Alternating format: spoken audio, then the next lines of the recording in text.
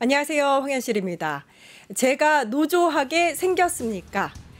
국힘 김문수 후보의 부인이죠. 설란영 씨가 노동절이었던 지난 5월 1일 했다는 발언이 뒤늦게 화제가 되고 있습니다. 노조는 아주 그냥 과격하고 세고 못생기고 저는 예쁘고 문학적이고 부드러운 사람이에요 라고 했다는 건데요. 설란영 씨 지난 1970년대에 한 기업의 노조위원장으로 활동을 했었고 한때는 노동계의 전설적인 인물로 불리기도 했었는데 그래서 더더욱 노조 활동을 바라보는 퇴행적인 시각과 구시대적인 젠더 감수성이 놀라울 뿐입니다. 부부가 참 닮았다는 생각도 듭니다. 김문수 후보의 첫 유세날 배현진 의원을 미스 가락시장이라고 불러서 성차별 논란을 불러오기도 했었죠.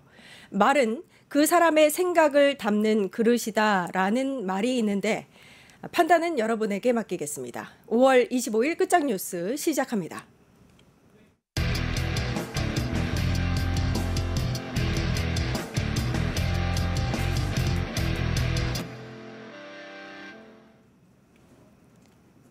네, 다음 주 정치권의 주요 이슈를 전망하고 분석해 보겠습니다. 뉴스 토크쇼 핫 이슈 라인업인데요.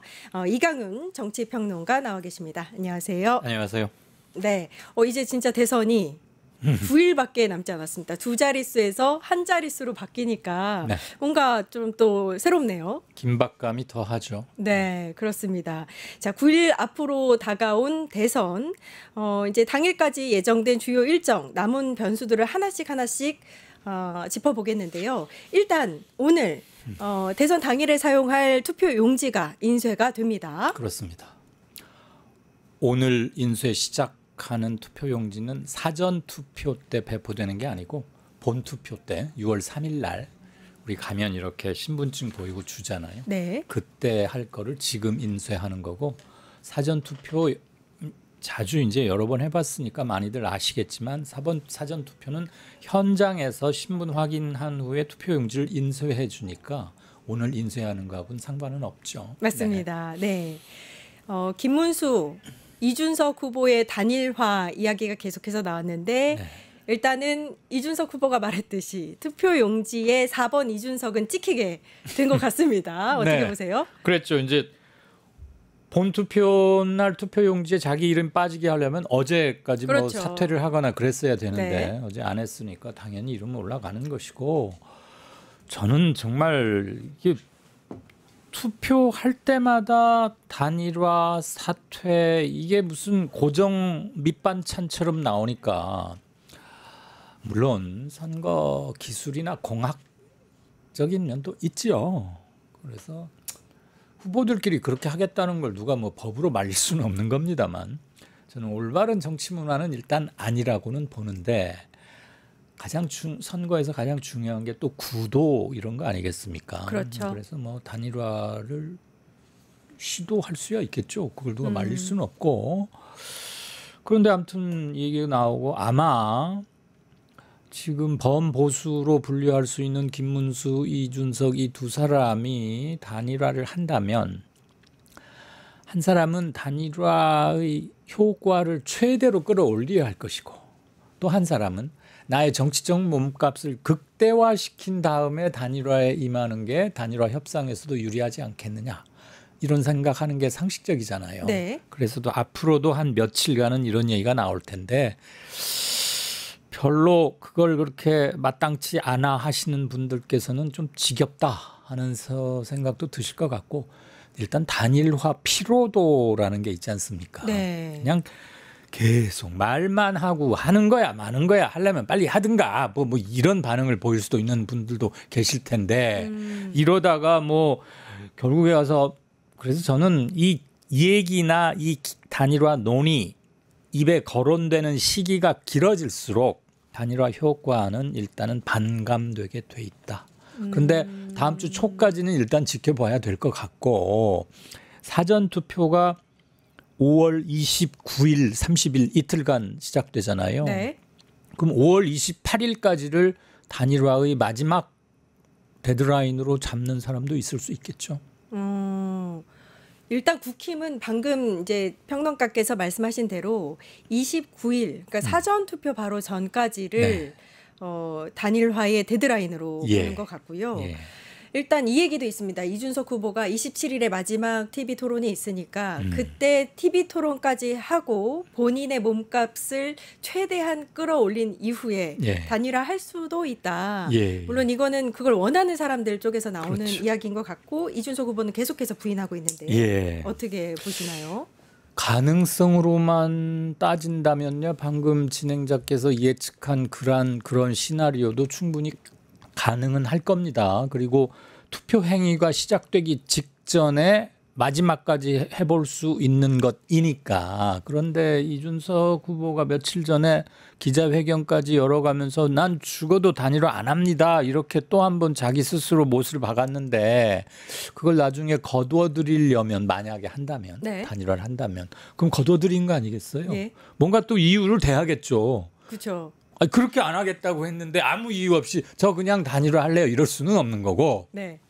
뭔가 그럴듯하게 들리는 이유가 있어야 할 텐데 그걸 찾기가 그렇게 쉽지는 않겠다.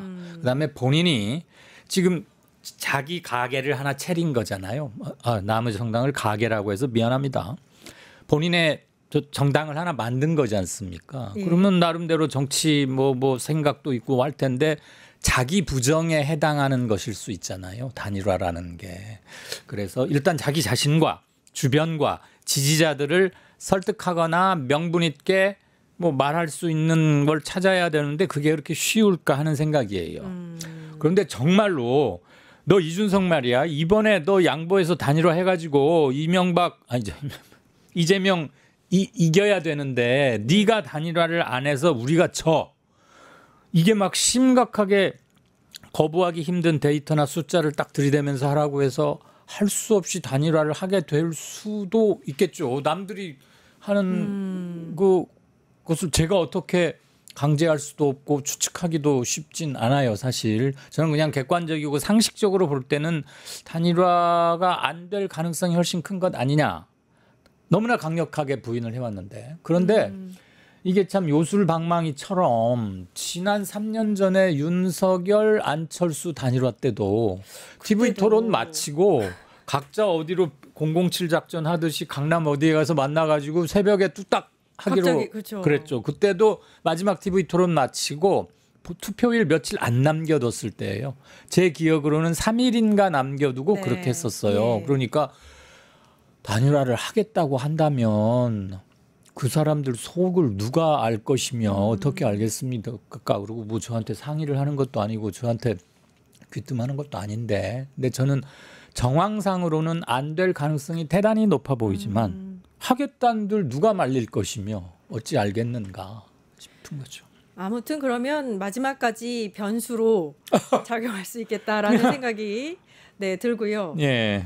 일단은 또 여론조사 관련해서도 어제 저희가 이제 평론가님하고 여러 가지 여론조사를 살펴보긴 했는데 네. 선거법에 따라서 이제 선거 전 6일간 실시하는 여론조사는 공표가 금지되고 5월 이번에는 28일부터죠. 맞습니다. 네. 28일부터 다음 달 3일 오후 8시까지 모든 선거 여론조사 공표가 금지됩니다. 네. 일단은 그 직전까지는 여론조사가 이제 쏟아질 거예요. 그럼 그 여론조사에 따라서 또 판도가 출렁일 것 같다는 생각이 듭니다. 어떻게 보세요? 그럴 여지가 뭐 이게 가능성의 영역을 말할 때는 우리가 속단을 하거나 엄단할 수는 없는 거니까 겸손하게 말하자면 출렁거릴 요소는 인간 세상에서 벌어지는 일이니까 항상 있다고 봐야 하겠지만 누구도 예측할 수 없는 돌발적인 비상 상황을 뺀다면 저는 뭐 변수 요소가 그렇게 많다고는 보여지진 않습니다. 대충은 다 가닥이 이미 잡혀 있고 저는 두 후보의 득표율 차이라거나 네. 민주당 이재명 후보가 TK 지역에서 몇 %쯤을 얻는가, PK는 얼마나 얻는가, 국민의당 김문수 후보나 이준석 후보가 서울이나 수도권에서 어느 정도를 얻을까. 좀 이런 것들이 좀 더 관심이 있고요. 왜냐하면 승자와 패자 1, 2위 간 득표율의 차이가 향후 정치 일정을 풀어나가는 데 있어서 여러 가지 개혁 작업을 추진해야 할 텐데 정치적 동력으로 활용될 수 있는 거 아니겠습니까? 좀 압도적으로 이기면 새 정부에 대한 국민들의 표심이 어디에 가 있었는지, 새 정부는 무엇을 어떻게 하라는 명령을 투표로 내린 것인지 우리가 유추할 수 있지 않겠습니까? 그런데 지난번 3년 전에 2022년 대선처럼 만약에 또 그럴 일은 없어 보이지만 0.7%포인트 차이라는 정말 아슬아슬한 이렇게 차이면 승자도 너무 아슬아슬하게 이긴 거고 패자도 긴박한 차이밖에 안 되니까 거기에 담긴 정치적 의미를 또 잘 헤아리고 떠받들어야 하는 건데 그런 점에서 저는 1, 2위 간의 격차 이런 것에 좀 관심을 갖고 있는 편이고요. 향후에 그럴 수는 없고 그리고 참고로 말씀드리자면 5월 28일부터 여론조사 공표 금지 기간에 들어가는데 5월 27일까지 조사한 것은 28일 이후에도 발표는 할 수 있어요. 네네네. 5월 28일 이후에 조사한 것들을 공개하지 못한다는 것이고 네. 공표 금지 기간 전까지 했던 건 할 수 있는데 우리가 관심 있어 하는 거는 공표 금지 기간에 접어 들어간 이후에 혹시 뭐 변했어? 이른바 깜깜이 때 뭐가 확 변했어? 이런 거 아니겠어요? 예. 그게 한 투표일까지 한 5일 정도 되는 거 아니겠어요? 예. 5, 6일. 물론 궁금해할 수 있는데 제가 역대로 치러본 선거나 직접 참여해본 여론조사를 통해서 깜깜이 기간 중에 한간에서 소문이 돌았던 것과는 달리 그렇게 큰 변화는 없었다. 순위가 바뀌거나 하는 일은 이른바 데드크로스, 골드크로스 우리 이런 말 하잖아요. 네네. 자기가 지지하는 후보가 2위였는데 네. 깜깜이에 들어갔는데 아니래 깜깜이 기간 중에 바뀌었대 글쎄 2위가 1위가 됐다는데 너 왜 그 얘기 들었어? 이런 말들 많이 하잖아요. 예. 전화로도 하고 카톡방으로도 왔다 갔다 하고 그런 소문이 났던 몇몇 대선 저도 기억하는데 한 번도 바뀐 적은 없었어요. 사실. 네. 그러면은 일단 막 치고 올라와서 아슬아슬하게 붙었던 적은 한 번 있긴 있어요.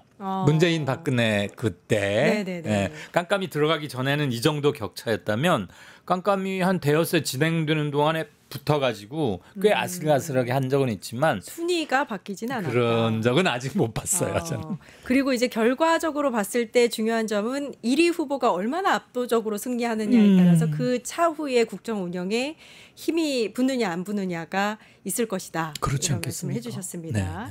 네. 일단 이제 방금 이 깜깜이 기간에는 1, 2위 순위가 있는 적은 없었다. 변화가 있었던 적은 없었다. 이렇게 말씀을 하셨고. 네. 자, 27일이 마지막 TV 토론회 날이에요. 예. 화요일입니다. 네. 이날 이제 세 번째 토론회가 정치 분야 주제로 이루어지게 되는데 일단 정치이기 때문에 이 주제이기 때문에 치열한 공방이 예상이 되고 그렇죠. 이 토론회 기간이 27일이고 28일부터는 이제 또 여론조사 공표가 금지되기 때문에 이 토론회가 어떤 여론에 어떤 그 영향을 미치는지는 사실 알 수가 없어요. 그렇죠. 그러면 이제 또 예상의 영역인데 이 토론에 따라서 여론이 좀 좌우를 할 것인가 어떻게 보세요? 그럴 소지는 몇 가지 있다고는 보여져요. 그러세요? 지금 두 차례 했던 TV 토론이 경제와 사회였잖아요. TV 토론 두 번 했던 게 분야가 경제와 사회였는데 오는 27일 마지막 TV 토론은 주제가 정치예요. 그러니까 훨씬 이른바 정치적인 사안으로 정면 격돌할 것은 빤하고 그동안 몇 가지 경제나 사회 아닌 것들로도 이렇게 문답이 오가고 날이 선 채로 좀 진행된 것도 있긴 하지만 마지막 5월 27일 토론회에서는 그게 봉인 해제됐달까? 서로가 거침없이 기탄 없이 그리고 마지막이기 때문에 매우 공세적으로 나올 가능성은 대단히 높겠죠. 이를테면 정치 개혁 관련되는 것이 하나 있을 수 있겠고요. 각자의 후보에 대한 정치적 이슈들 지금 이재명 후보에게는 뻔히 예상되는 것들이 사법부를 너무 압박하고 있는 거 아니냐 이런 얘기도 있을 것이고 또 몇 년 동안 해서 이제는 신물이 날 정도로 고장난 추금기 뱅뱅뱅 돌아가듯이 이렇게 하지만 사법 리스크도 또 한 번 얘기를 할 것이고 이재명 측근들에 관한 글쎄 뭘 할지 저는 잘 모르겠어요. 그동안 지난 3년간 민주당 후보에게 가해졌던 끊임없이 물어왔던 것들을 다시 한번 확인 사살하려는 것도 아마 있을 것이고 글쎄요, 각 캠프별로 뭔 비장의 뭐를 준비하고 있는지 어쩌는지는 모르겠는데 그동안 검찰이나 수사기관이 달라들어서 할 만큼 했기 때문에 새로이 발굴될 이슈가 있을까 이런 점은 있겠고요.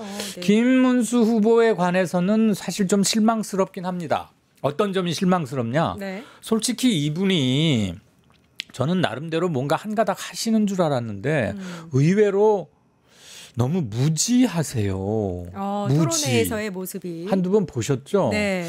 그냥 말을 소박하게 하는 이웃집 아저씨 뭐 이런 친밀감 수준의 그런 게 아니고 정책을 그동안 너무 모르시더라고요. 예, 본인의 국정에 공약조차. 국회의원도 한 몇 번 하고 도지사도 하고 뭐 장관 때 일을 했는지 안 했는지 모르지만 아무튼 장관도 했잖아요. 예.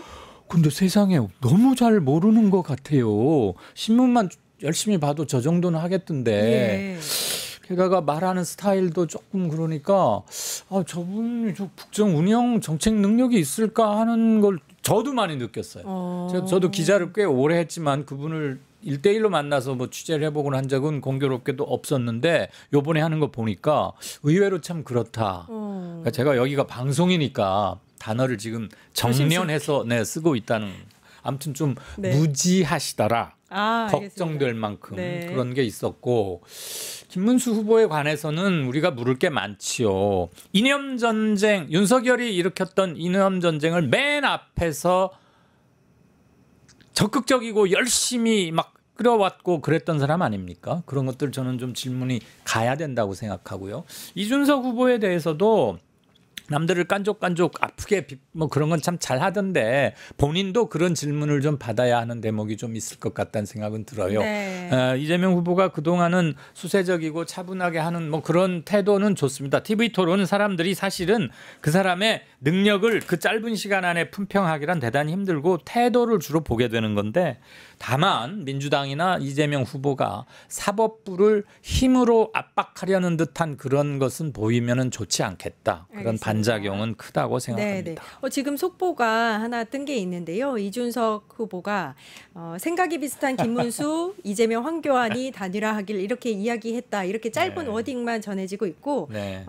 일단은 이 워딩만을 봤을 때는 다시 한번 단일화하지 않겠다는 본인의 네. 의지를 좀 드러냈다. 이렇게 그랬네요. 볼 수도 있을 것 같은데요. 이준석 답네요. 김문수, 이재명, 황교안 셋이서 합치라는 거 아니에요? 네. 그냥 보통 같으면 다시 한번 말씀드리지만 저 이준석 단일화 안 합니다 하고 끝낼 수도 있을 텐데 세 명을 콕콕콕 집어가지고 당신들끼리 하시오 이 말인데 과연 이준석다워요. 뭐 저렇게까지 하다가도 단일화를 하곤 했으니까 우리가 참 황당한 건데 믿어보십시다. 네.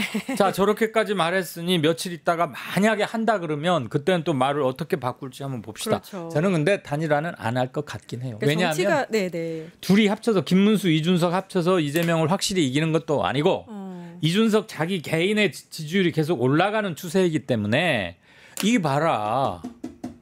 정치적 자산은 나에게 더 있고 앞으로 더 커진다. 그 점을 계속 강조하고 싶어 할 거예요.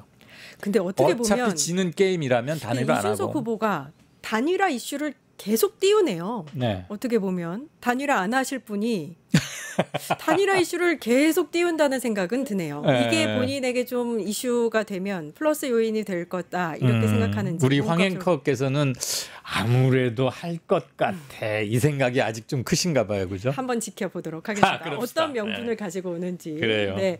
그리고 또 이번에 사전 투표가 29일, 30일 이렇게 목요일, 금요일 있어요. 보통은 금요일, 토요일이었기 때문에 주말을 끼고 했었는데 그렇죠. 이번에 사전 투표율이 좀 낮을 수도 있겠다 이렇게 보시는 분들이 계시거든요. 네. 어떻게 보세요? 저도 그렇게 말하는 분들을 한두 번 어디서 보긴 했는데 저 개인적으로는 그렇게 생각은 하지 않아요.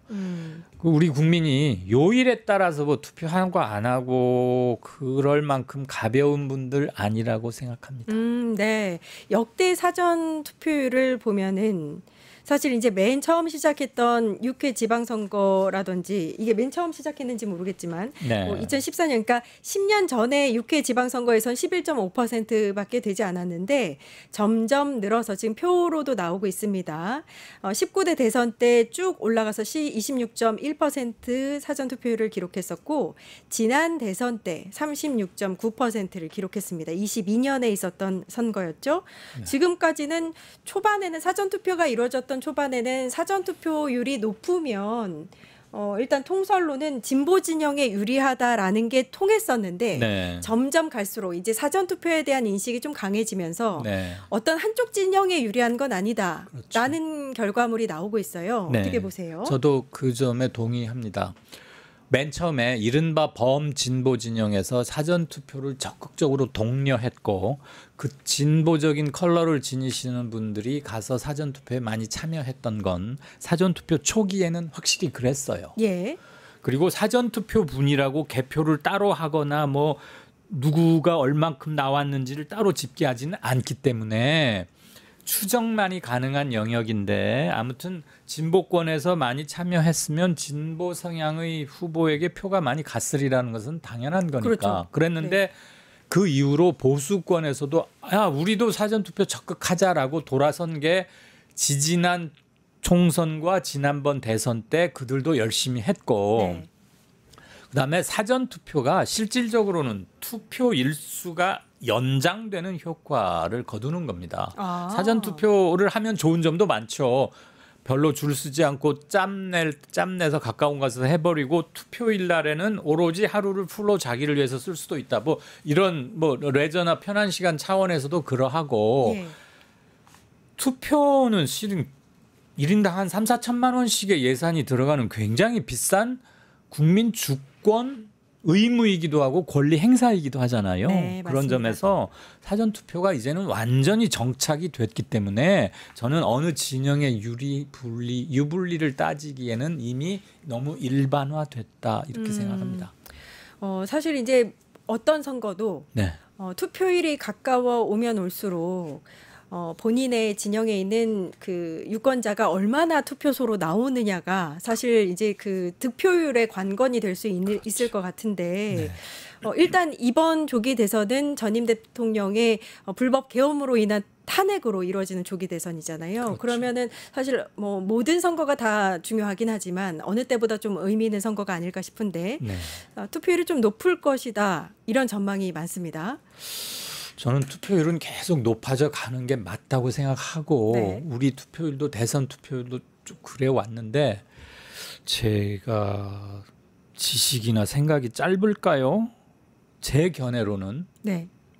이번 대선 투표율은 이 직전 대선 투표율보다 조금 낮아지지 않을까 싶어요.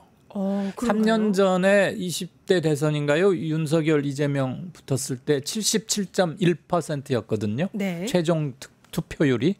근데 이번에는 일단 계엄내란이라는 우파 보수 진영에서 보더라도 너무나 치명적이고 말도 안 되는 어처구니 없는 일이 벌어졌고 그것 때문에 대선이 치러지는 건데 당연한 결과처럼 보입니다만 자기권 후보가 이길 가능성은 거의 없어 보인다는 걸 사실은 그쪽 분들도 잘 아시거든요. 그래서 투표 욕구 자체가 많이 저하돼 있다. 이길 가능성이 없어 보이니까. 그래서 투표 동인이 좀 낮다. 또는 투표 욕구가 저하됐다. 뭐 이렇게 배운 사람들은 그렇게 딱딱하게 어려운 말로들 많이 표현하던데 그냥 저는 쉽게 말하자면 아유 우리 후보가 뭐 잘 될 것 같지도 않고 보수라고 말하는 게 좀 창피하기도 했어 계엄 때문에. 그래서 나 이번에 웬만하면 투표 안 해버릴래 라고 생각하는 보수 쪽 유권자들이 좀 늘어나지 않을까. 반대로 진보 성향을 지닌 분들은 이번에 투표를 통해서 국민들의 정치 개혁 의지, 민주정부 재수립, 주권 재민을 다시 한번 확립해야겠다는 의지를 확고히 밝힌다는 차원에서 투표를 독려하고 투표장에 많이 갈 것으로 보여요.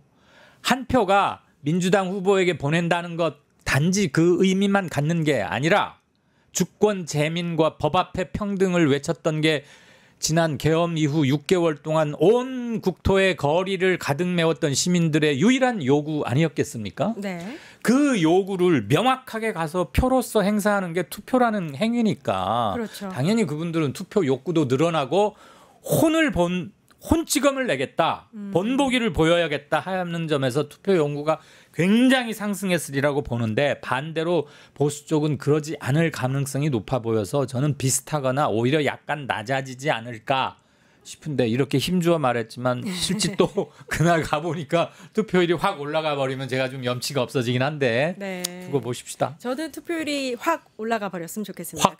어느 때보다 사실 이번에 유권자들이 투표를 통해서 네. 좀 보여줘야 할 의미가 있는 선거라는 생각이 들어서요. 맞습니다. 100% 맞고요.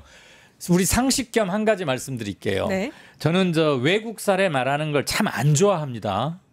네. 어느 나라마다 고유한 특성이 있고 그럴 수밖에 없는 발전 정도에 따라서 그럴 수밖에 없는 단계라는 게 있긴 한데 투표에 관한 한 아까 주말 평일 우리 그런 얘기 했잖아요.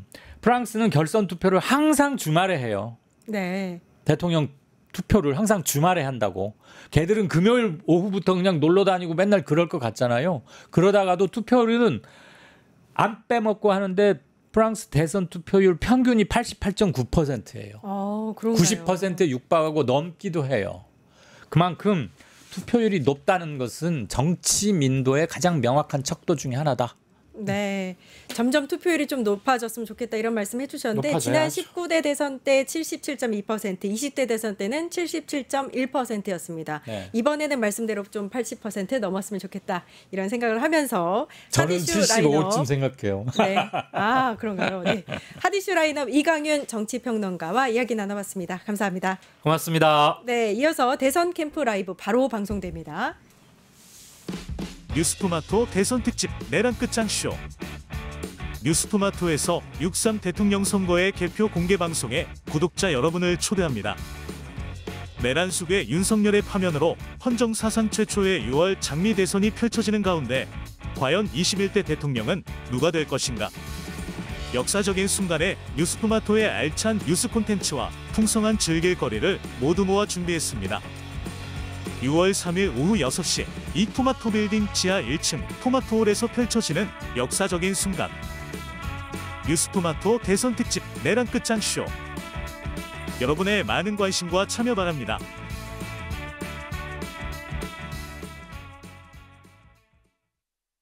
윤석열 정권 3년간 민생과 경제는 완전히 붕괴됐습니다. 소상공인과 자영업자는 IMF, 코로나 때보다도 더 힘들다며 울부짖고 있습니다. 엎친 데 덮친 격으로 12.3 비상개혁 윤석열의 내란은 골목 상권에 남겨진 작은 온기마저 앗아갔습니다.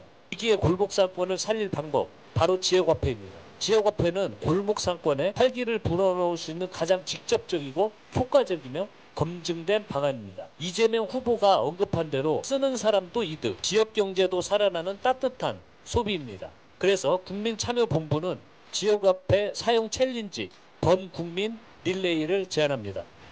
캠페인의 활성화를 위해서는 국민 여러분의 적극적인 동참이 절실합니다.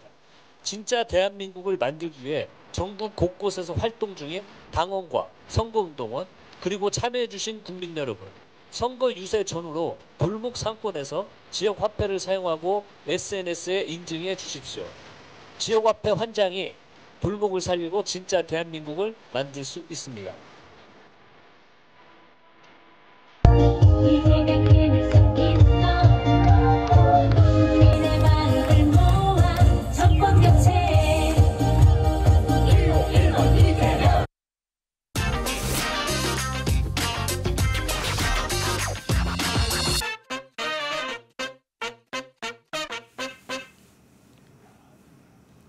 네, 대선이 9일 앞으로 다가오면서 본격적인 카운트다운이 시작됐습니다. 대선 전국의 주요 이슈들을 짚어보는 대선 캠프 라이브 시작하도록 하겠습니다.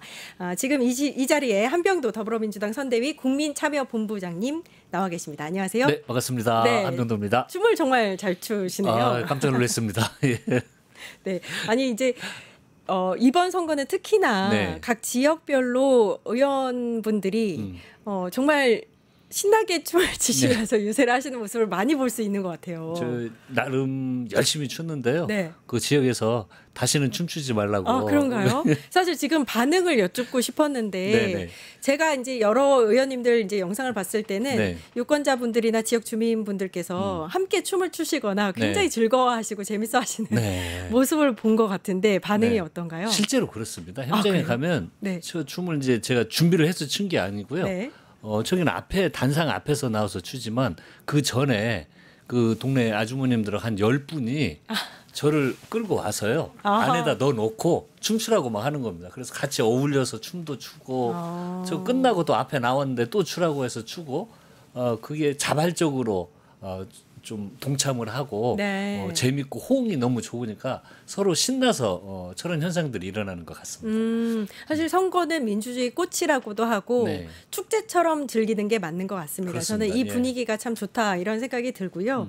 일단 의원님께서 네. 진짜 대한민국 선거대책위원회 국민참여본부장을 그렇습니다. 맡고 계세요. 예, 예. 하루에도 회의를 몇 번을 하실 것 같다 이런 생각이 들기도 예, 하고 예. 어떤 일을 하시는지 주로. 일단 회의는 뭐 아침부터 비공개, 공개가 끝나면 또 저희 팀들 회의는 그죠. 계속 이루어지고요. 네. 그리고 또 주말에는 또 지역에 갔다 와야 되고 그래서 왔다 갔다 하면서 그렇게 진행을 하고 있고 서울 같은 경우 이제 국민참여운동 부분으로는 저희들이 그 전에 혹시 그 기억나시는가 모르겠어요. 그 노무현 대통령 때 돼지 저금통. 네, 네 기억나죠. 그 국민들의 어떤 참여의 하나의 형태였는데 그쵸. 자발적으로 예, 이루어졌었어요. 이번에는 어떻게 좀 국민들이 참여할 수 있는 그리고 의미 있는 공간을 어떻게 마련할까라고 그 참여하는 방식 중에 하나가 지금 소상공인 자영업자가 너무 어렵기 때문에 그렇죠. 저희들이 지역화폐를 사용을 해서 좀 활성화를 기할 수 있도록 하자라는 취지에서 지금 국민참여운동본부가 주 활동을 그렇게 하고 있습니다. 저도 사실 SNS를 통해서 이 지역화폐 사용 챌린지를 본 적이 있거든요. 지금 네. 화면으로도 나가고 네. 있는데 네.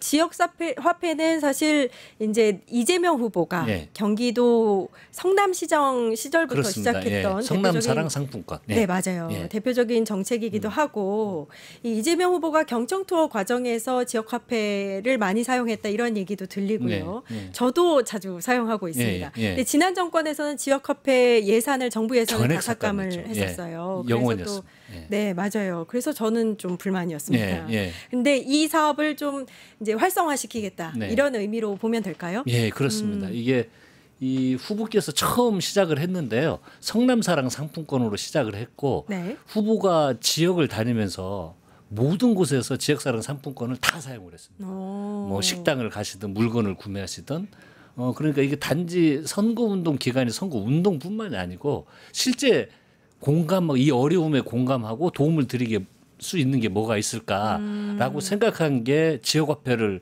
활성화하자는 차원이었는데요. 이 챌린지가 지금 한 명이 3명씩을 하고 있는데 계속 확대가 되고 있습니다. 그리고 제가 지역에서도요 전화를 받고 있습니다. 정말 고맙다고. 그래서 이거 거기 막 사람들이 많이 쓰나요? 그랬더니 아니 우리 가게에서 직접 쓰지는 않았는데 우리 동네에서 직접 쓰지는 않았는데 캠페인을 통해서 봤다. 근데 지금 너무 어렵기 때문에 그것 자체에 뭔가 함께 공감하고 해결책을 찾고자 노력하는 그 자세 자체가 고맙고 좋다라는 연락을 받고 있습니다. 그리고 이제 저희들이 이 캠페인을 통해서 선거 과정도 과정이지만 지금 정부에서 4천억 원을 저희들이 지역화폐 예산을 추가 경정 예산에 포함을 시켰습니다. 네. 이게 즉각 집행하라 이거예요. 근데 정부는 이제 뭐 선거가 있고 그러니까 또 이게 우리 민주당 정책이고 이래서 반대를 하는지 어쩌는지 모르겠는데 선거와 관련 없이 지역화폐 예산도 즉각 지금 빨리 집행을 해야 되고 이후에도 이 어려움을 극복하기 위한 현실적인 대안을 위해서 이 사업이 지속적으로 진행이 돼야 된다고 생각을 합니다. 많이 얘기가 나오는 것 중에 하나가 네. 이제 민생 경제가 네. 정말 바닥을 치고 있다. 네. 그리고 코로나 때보다도 더 힘든 이제 계엄 이후에 자영업자분들이 더 네. 힘든 상황이다. 이렇게 네. 말씀들을 하시는데 전화 받으셨다고 하셨는데 이렇게 챌린지 하는 것만으로도 희망을 갖는다는 말씀에 공감하고 있다고 느끼죠. 그러니까요. 네. 예, 네. 제 마음이 또 다 네. 울리네요. 네. 그런데 예. 그 국민의힘 한동훈 전 대표 같은 네. 경우에 네. 이 챌린지에 대해서 좀 비웃는다는 식의 이런 멘트를 남겼다고 해요. 가짜 경제관 이렇게 비판했다고 하죠. 근데 뭐 모든 그 정책이든 이면이 있고 부작용이 있을 수 있지만 아무튼 그래도 좀 그 혜택이 있고 이득이 있기 때문에 하는 거잖아요. 근데 뭐 현금깡 이야기하고 뭐 이런 이야기로 좀 이제 반감시키는 그런 행위를 하고 있다 이렇게 보면 되는 건가요? 저는 그 한동훈 전 후보가 이 그런 이야기를 할 때 이분이 지역 화폐는 알고나 있나? 한 번이라도 써보고 저런 이야기를 하나? 이런 생각이 들 정도입니다. 이게 지역 화폐가 예를 들어서 9만 원을 그 하면은요 10만 원어치를 지자체하고 정부에서 충전을 해주는 거거든요. 그러니까 소비를 하는 분도 10,000원 이득입니다. 그러니까 당연히 소비를 많이 할 수밖에 없죠. 골목골목에서 그것에 대한 효과를 너무 다 공감을 하고 있어요. 그 입증된 게 저희들이 191개 지자체에서 사용하고 있습니다. 왜 사용하고 있겠습니까? 자발적으로 191개나 되는 지자체에서 효과가 있기 때문에 자치단체에서 발행을 하는 겁니다. 효과가 입증 안 됐으면 않겠죠. 그리고 지금 얼마나 어려운 상태냐면요. 이 대출 규모가 1,124조 원입니다. 그리고 다중 채무자가 51%나 되고요. 그럼 1인당 생각해 보면 좀 아마 한 4억 3천여만 원 정도를 대출을 끼고 있는 거예요. 그리고 요즘 소비는 안 되죠. 빚은 계속 쌓여오죠. 그리고 100만 명에 육박합니다. 폐업자 수가. 그러니까 지금 극단을 치닫고 있거든요. 방금 말씀하신 것처럼 이게 그 IMF보다 더 힘들다고 합니다. 그렇죠. 그런 현재 그 닥치고 있는 상황이. 그래서 좀 이런 거에 조금만 공감하고 있다면 그런 이야기를 함부로 해서는 안 되고요. 이 지역화폐는 이미 우리 행정안전위의 행안부에서도 연구를 했지만 그 충분한 몇 배의 효과가 증명이 되는 겁니다. 그리고 당사자들이 너무 기대하고 있어요. 제가 행정안전위원회이기 때문에 관련 단체하고 세미나도 하고 뭐 의견도 청취하는 그런 과정을 제발 좀 해달라는 거예요. 그리고 빨리 좀 해달래요.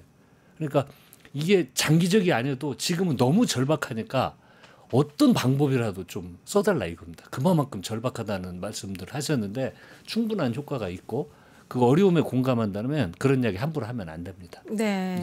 그 사전 투표일 사전 선거 때 이때가 이제 공휴일을 끼고 있지 않고 주중이기 때문에 사전 투표를 못 하는 분들이 생길 수 있다라는 이야기가 나왔었고 대표적인 직능이 택배 노동자들이었습니다. 국민참여본부에서 이 투표를 할 수 있도록 신고센터를 운영하기도 했다고 들었어요. 어떤 과정을 겪으셨는지 거치셨는지. 저희들이 이게 공론화된 게 택배기사 분들이 투표를 못 한다는 겁니다. 그 투표 시간을 보장을 안 해주니까. 그래서 국민참여운동본부에서 제보센터를 개설을 했습니다.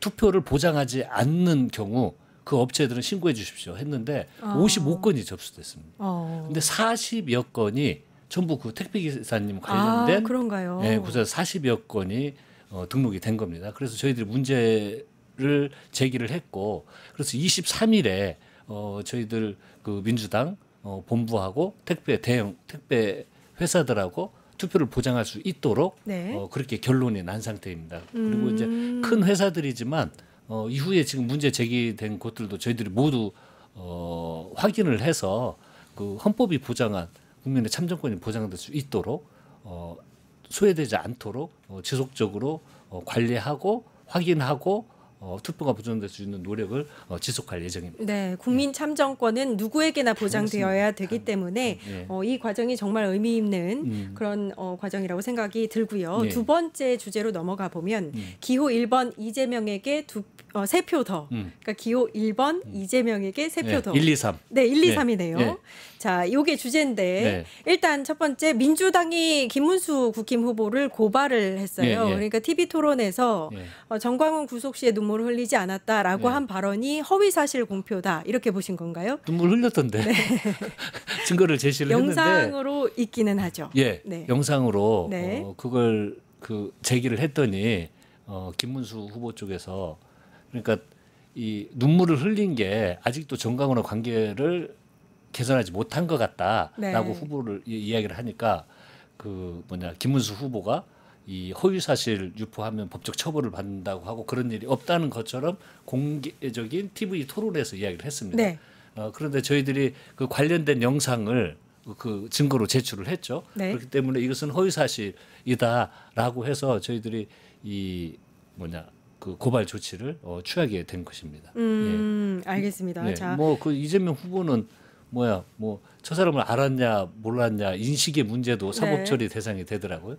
그리고 그걸 이야기했다고 허위 사실이라고 했잖아요. 네. 이건 더 명백한 거 아닙니까? 그러니까 어떤 논리로 눈물을 흘리지 않았다라고 이야기할지 네. 궁금해지기도 하고. 네.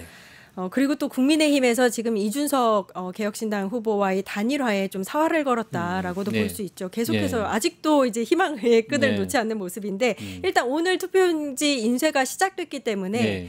1차 데드라인이라고 표현해도 될까요? 그 네. 1차 데드라인은 좀 지난 것 같습니다. 지난 거죠. 2차 이제 29일일 네. 거고요. 그런데 이제 민주당이라든지 이재명 후보는 반드시 단일화할 것 같다 이렇게 네. 보시는 것 같아요. 네. 예. 당의 차원에서 네. 만약에 단일화가 되었을 때 대비책이 따로 있으신지 네. 궁금합니다. 저희들이 물리적으로 단일화 한다는데 할 수 있는 방법이 없죠. 네. 저희들은 원칙적으로 현재 이 내란을 종식을 하고 대한민국을 정상화한다. 그리고 오늘 우리 후보가 이재명 후보가 이야기한 것처럼 지금 경제가 비상 상황입니다. 소비, 여력, 수출 모든 게 그리고 특히 대외적인 충격까지 지금 쓰나미가 덮치고 있기 때문에 그리고 국민들이 이미 피부로 느끼고 있습니다. 경제는 위기 상황이기 때문에 이 위기를 극복하기 위한 대안은 이재명이라는 이걸 끝까지 주장을 하면서 정면 돌파할 생각이고요. 그리고 이게 정당 내에서도요 단일화된다고 그 표가 다 오지 않습니다. 그렇죠. 그러니까 예. 이 지금은 이질적인 서로 다른 정당에서 그리고 이준석 후보를 지지하는 사람들 중에 상당수는요 이 내란의 종식을 해야 된다고 동조하는 분들이 굉장히 있습니다. 예. 예. 그리고 뭐 합리적인 보수라고 주장하시는 분들. 근데 이 내란 세력인 김문수에게 표가 다 오겠습니까? 제가 봤을 때 나눠질 거라는 생각이 들어요. 그러니까 이제 안 될 것 같으니까 거의 집착 수준의 마지막까지 방법이 없다고 생각하니까 최후의 방법이라고 생각을 하고 지금 저런 방법을 끝까지 구사할 수도 있는데 저희들은 방금 말한 대로 저희들이 생각한 원칙 국가를 정상화하는 그리고 비상인 경제를 살려내는 이런 걸 끝까지 국민에게 호소 드리고 하면은 돌파될 수 있을 거라고 생각이 듭니다. 네. 예. 그 단일화 관련해서는 여러 가지 이야기들이 계속해서 나올 것 같고 네. 이 단일화가 만약에 단일화가 된다면 어떤 영향을 미칠지에 대해서도 의원님 말씀처럼 이제 전부 다 이준석 후보의 표가 김문수 후보에게 가지는 않을 테니까 네. 네, 한번 일단은 이 상황을 지켜보기는 해야 될 것 같습니다. 마지막 변수가 될 것 같으니까요. 네. 그다음에 네. 다 1+1이 선거라는 게 절대 네. 합쳐지지 않습니다. 그리고 저희들도 같은 정당 내에서도 합치면 후보를 하다가 뭐 누구 지지 선언하고 합치잖아요. 근데 정당 내에서도 그러면 그 지지하는 사람이 이쪽 후보로 다 오는 경우를 본 적이 없습니다. 네, 그래서 그런 구도는 형성되지 않을 거다 이렇게 생각을 합니다. 네. 네. 지지율 추이도 좀 이제 신경을 쓰고 계실 것 같습니다. 예, 예. 왜냐하면 매우 이제 상승세를 타고 있었다고 볼 수 있는데 지난 바로 직전의 여론조사에서는 이재명 후보는 조금 지지율이 떨어졌고 김문수 예. 후보는 오르고 예. 또 이준석 후보도 오르는 그런 여론조사가 있었습니다. 예. 지금 화면에도 보이고 있는데요. 예. 한국갤럽이 지난 5월 20일에서 22일까지 여론조사를 했었습니다. 만 18세 이상 1,002명을 대상으로 했고요. 휴대전화 면접 방식으로 진행한 여론조사입니다. 자세한 사항은 중앙선거 여론조사 심의위원회 홈페이지 참고하시면 되고요. 지금 보시면 이재명 후보가 직전 15일에 있었던 발표했던 여론조사에서는 51% 지지율이었는데 6%포인트 낮아져서 45%를 기록을 했고요. 김문수 후보는 29에서 36으로 훅 올라간 모습입니다. 어떻게 보시고 계시는지 또 이에 대한 대비책은 있으신지 분위기는 또 어떤지 궁금한 게 많습니다.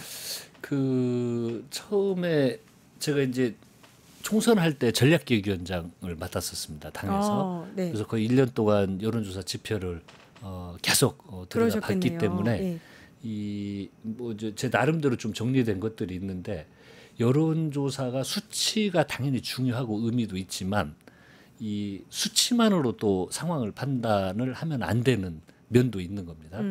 근데 저희들이 생각할 때 결국은 선거가 직전으로 다가오면은 정당 지지율에 따라서 이런 흐름은 형성이 될 거라고 예상을 했었습니다. 예. 그리고 그 흐름대로 진행이 되고 있는 거고요. 그런데 과연 국민들께서 이 구도가 깨졌느냐, 즉 이번 선거가 가지는 가장 중요한 의미, 계엄 이후에 이 내란을 종식을 하고 대한민국을 정상화하는 것, 이 구도 대 내란 세력에 대한 심판, 이 구도는 저는 계속 유지되고 있다고 봅니다. 네. 세상에 뭐 대통령인 사람이 지금 이 시기에 계엄을 일으키고 이 국회에 군인들이 출동을 해서 유리창을 깨고 단전하고 표결을 못하게 네. 하려고 시도했던 군인들이 국회를 침탈한 이걸 모든 국민들이 다 기억하고 있습니다. 대한민국이라는 우리가 자랑스러운 나라에서 법원에 폭도들이 난입을 해서 유리창을 깨고 기물을 파쇄하고 한 걸 국민들이 다 지켜봤습니다. 이것을 심판하는 선거입니다, 이번에는. 예. 그리고 대한민국을 우리가 그 자긍심을 가졌던 그 자랑스러운 대한민국을 정상화하자는 선거, 이 구도 절대 깨지지 않았습니다. 그래서 여론조사는 정당 지지율 흐름에 따라서 진행되고 있지만 결국은 국민들께서는 내란을 종식하는 그리고 정상인 대한민국을 만들자는데 의견을 모아 주실 거라고 생각이 들고 이것이 크로스가 일어난다든지 그러기는 결코 쉽지 않을 거다. 그리고 산술적으로 김문수 그다음에 이준석의 표를 합친다고 그 합으로 그 여론조사를 들여다보는 경우는 없습니다. 그건 받지도 않고 그런 식으로 합해서 발표를 하면 문제가 되거든요. 네. 그런 거기 때문에 그거 좀 더 지켜봐야 될 것 같고 결국은 정당지도 흐름으로 형성이 되는 거다. 크로스는 쉽지 않다 이렇게 생각을 합니다. 그러니까 이번 조기 대선의 의미 자체가 내란 종식, 내란 심판이고 대한민국 정상화인데 그 구도 자체가 바뀔 일이 없는 한 결과도 바뀌지는 그렇습니다. 않을 것이다. 그렇습니다. 이렇게 보면 되겠네요. 네. 오늘 그 국힘 공대위원장을 맡은 공선대 위원장을 맡은 안철수 의원이 이런 발언을 했습니다. 이재명 후보의 헌정수호 세력 발언을 문제 삼으면서 이재명 후보가 지면 부정선거라고 주장하고 승복하지 않을 것이다. 이게 사실 근데 이게 맥락이 너무 없어요. 갑자기 부정선거를 주장할 것이다. 그러니까 이게 대선 토론에서 이준석 후보가 얘기했던 뭐 이재명 후보가 부정선거를 주장했었다. 이거와 맥락을 같이 하고 나온 것인지 너무 갑작스럽거든요. 이거 어떻게 보셨어요? 제가 가끔 네. 안철수 의원님이 하는 이야기는 가끔 이해가 안 되는 게 많아요. 네. 저분이 뭔 주장을 하면 저게 무슨 소리지? 그리고 아니 왜 이 시기에 이런 주장을 하지? 뭔가 좀 이 밸런스가 맞지 않는 그런 걸 가끔 느끼는데 지금도 부정선거 이야기를 국힘에서 하면 그거 참 뜬금없어요. 그러니까 뜬금없어요. 뜬금없죠. 아니 윤석열이 뭐 부정선거 때문에 그걸 파헤치려고 뭐 계엄을 했다고 주장을 하고 막 이런 것들도 있잖아요. 그게 다 국힘에서 한 거 아닙니까? 네. 근데 그 자당에서 한 이야기를 갑자기 이재명 후보한테 부정선거 이야기를 하는 건 자기들이 했던 이야기나 돌아보는 게 맞는 이야기고 너무 뜬금없어서 저는 뭐 그 대꾸할 가치도 못 느끼고요. 그리고 또 비교를 한 게 뭐 루이 14세 김정은에 비교를 했어요. 그러니까 이게 비판이 아니고 악의적인 거죠. 그래서 요즘 좀 신난 것 같아요. 막 국힘에서 아이고 안철수 이제 국민의힘 좀 사람 같다라고 하니까 오 내가 국민의힘 사람이 되기 위해서 더 노력해서 좀 무리수를 두는 거 아닌가 그렇게 생각이 듭니다. 저도 들리는 얘기로는 안철수 의원이 이 대선 이후에 이 당권을 본인이 잡을 수 있다고 판단하고 계시다. 네. 이렇게 들었는데 이렇게 진짜 밑도 끝도 없이 갑자기 나오는 이런 주장들을 보면 그럴 수 있을까? 네. 그런 생각이 들기는 합니다. 무리수다. 네, 무리수다. 네, 지금 이야기하고 있는 주제가 아까 이제 말씀드렸던 123 캠페인이에요. 네. 그러니까 기호 1번 이재명에게 세 표가 부족하다 네. 이런 의미인데 이 123 캠페인 소개를 좀 부탁드립니다. 네.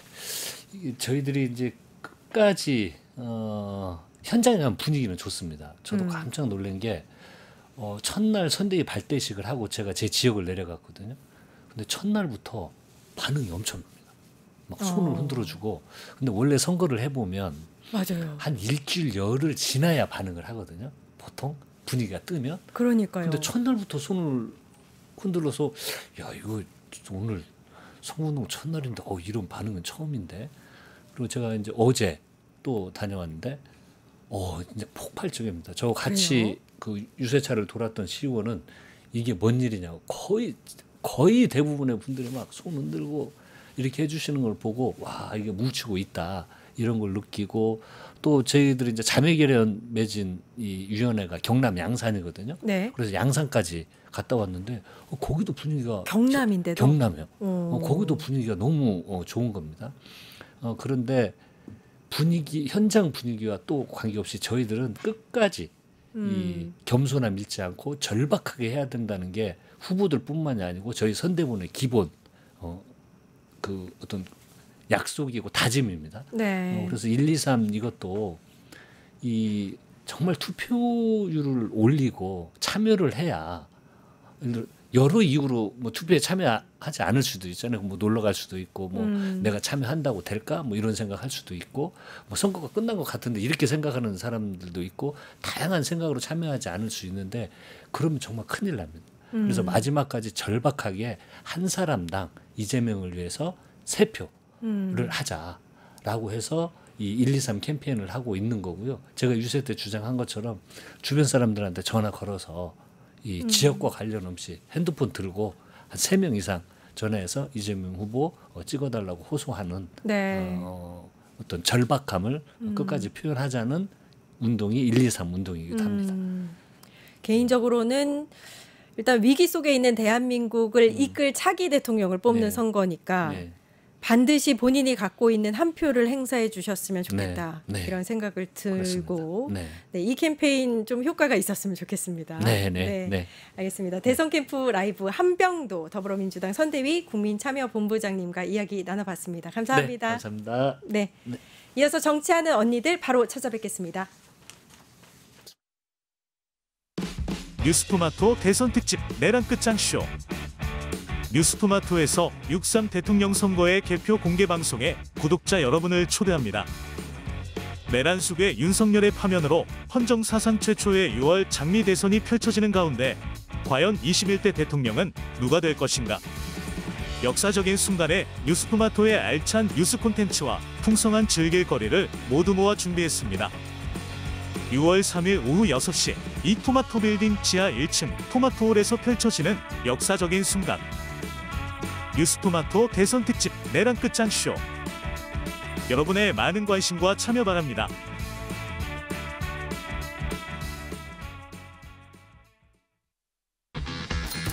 돈 버는 퀴즈쇼 증권 통판.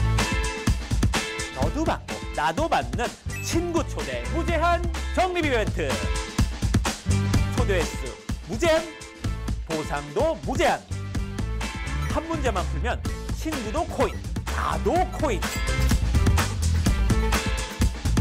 우승 상금에 친구 초대 보상까지.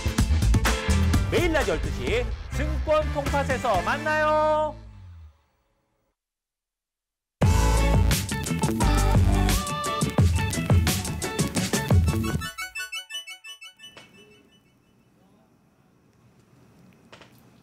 네, 뉴스 토마토가 야심차게 준비한 코너입니다. 정치하는 언니들 전수미 더불어민주당 선대위 대변인 신유진 변호사님 나와 계십니다. 안녕하세요. 안녕하세요. 네, 선거가 이제 진짜 두 자릿수에서 한 자릿수로 바뀌니까 네. 뭔가 정말 얼마 남지 않은 것 같습니다. 어떤 생각이신지 선대위 대변인이신 네, 한번 여쭙고 싶네요. 잘 아시지만 끝날 때까지는 또 끝난 게 아니라서 그렇기 때문에 사실 각자의 현장에서 너무나 절박하게 다 뛰고 계시고요. 그러니까 아마 지난 20대 대선과 굳이 비교를 해보자면 20대 대선에는 좀 많은 분들이 국회 여의도에 좀 계셨었는데 지금은 정말 각계각층 지역으로 다 흩어지셔서 그 지역 민심을 들으면서 이제 같이 호흡해 나가면서 소통해 나가는 진짜 광장의 정치가 이제 현장의 정치로 바뀌어서 지금 진행 중인 것 같아요. 그래서 무엇보다 근데 오늘도 기자회견을 하셨었는데 이재명 후보님께서 지금 민생이 많이 파탄이 나고 12.3 이후로 얼마나 많은 분들이 고통받고 있는지 전국 순회를 하시면서 그 현장을 목도하셨기 때문에 얼마나 국민들에게 지금 희망의 메시지가 절박한지를 온몸으로 깨달으시고 오늘 기자회견을 한 게 아닌가. 아마 들으시는 분들은 정말 많은 감동 그리고 새로운 정부가 만약에 나타난다면 아 내가 이렇게 어떤 통합, 미래, 그다음에 희망을 가지고 살아갈 수 있겠구나라는 그런 메시지를 전달받았다는 점에서 전 좀 감동하면서 봤던 것 같습니다. 이게 이제 첫 번째 이슈가 이재명 기자간담회입니다. 제가 궁금했던 게 대변인님 갑작스럽게 기자회견이 잡혔던 건지 아니면 좀 예정이 되어 있었던 건지 궁금해요. 예, 말씀드렸던 대로 지금 저희가 이제 제주도까지 해서 전국 순회를 지금 하고 있잖아요. 근데 현장에서 정말 많은 분들이 이재명 후보님 손을 붙잡으시고 얼마나 뭐 12.3 내란이든지 윤석열 정권 들어서 경제적으로 많이 힘들었는지에 대해서 현장에서 호소를 많이 하셨거든요. 그러니까 한 분 한 분 목소리를 경청하시고 정말 어린 아이부터 어르신까지 들으시면서 많은 걸 느끼셨던 것 같아요. 그래서 아 내가 지금 이렇게 선거 운동을 하는 것도 굉장히 중요하지만 무엇보다 이 정말 너무나 몸과 마음이 정말 피폐해져 버리신 정말 쓰러지기 직전인 우리 국민분들한테 내가 아직은 기간이 남아있지만 희망을 드려야겠다. 이분들이 버틸 수 있는 희망을 드려야겠다. 내가 어떠한 나라를 운영하고 싶은지 어떠한 비전을 가지고 있는지 어떠한 철학이 있는지 어떠한 소신이 있는지를 말씀드려야겠다라는 결단을 좀 내리신 게 아닌가라는 생각을 했습니다.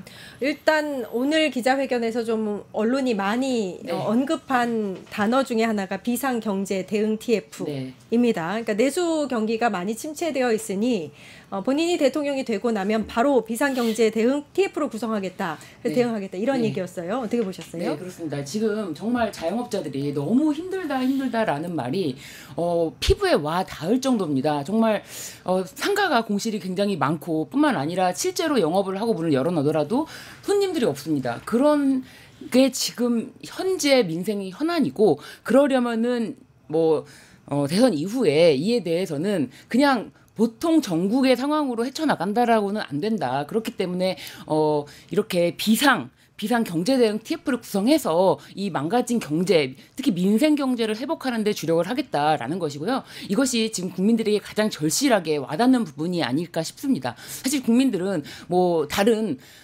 아무리 좋은 정책을 얘기를 하더라도 내 삶에, 내 피부에 와닿지 않는 거는 들리지 않거든요. 그렇기 때문에 지금 가장 중요한 바닥 민심 그리고 민생 경제 이거를 살리는 데 주력하는 것은 중요한 우선순위가 있다고 생각합니다. 네.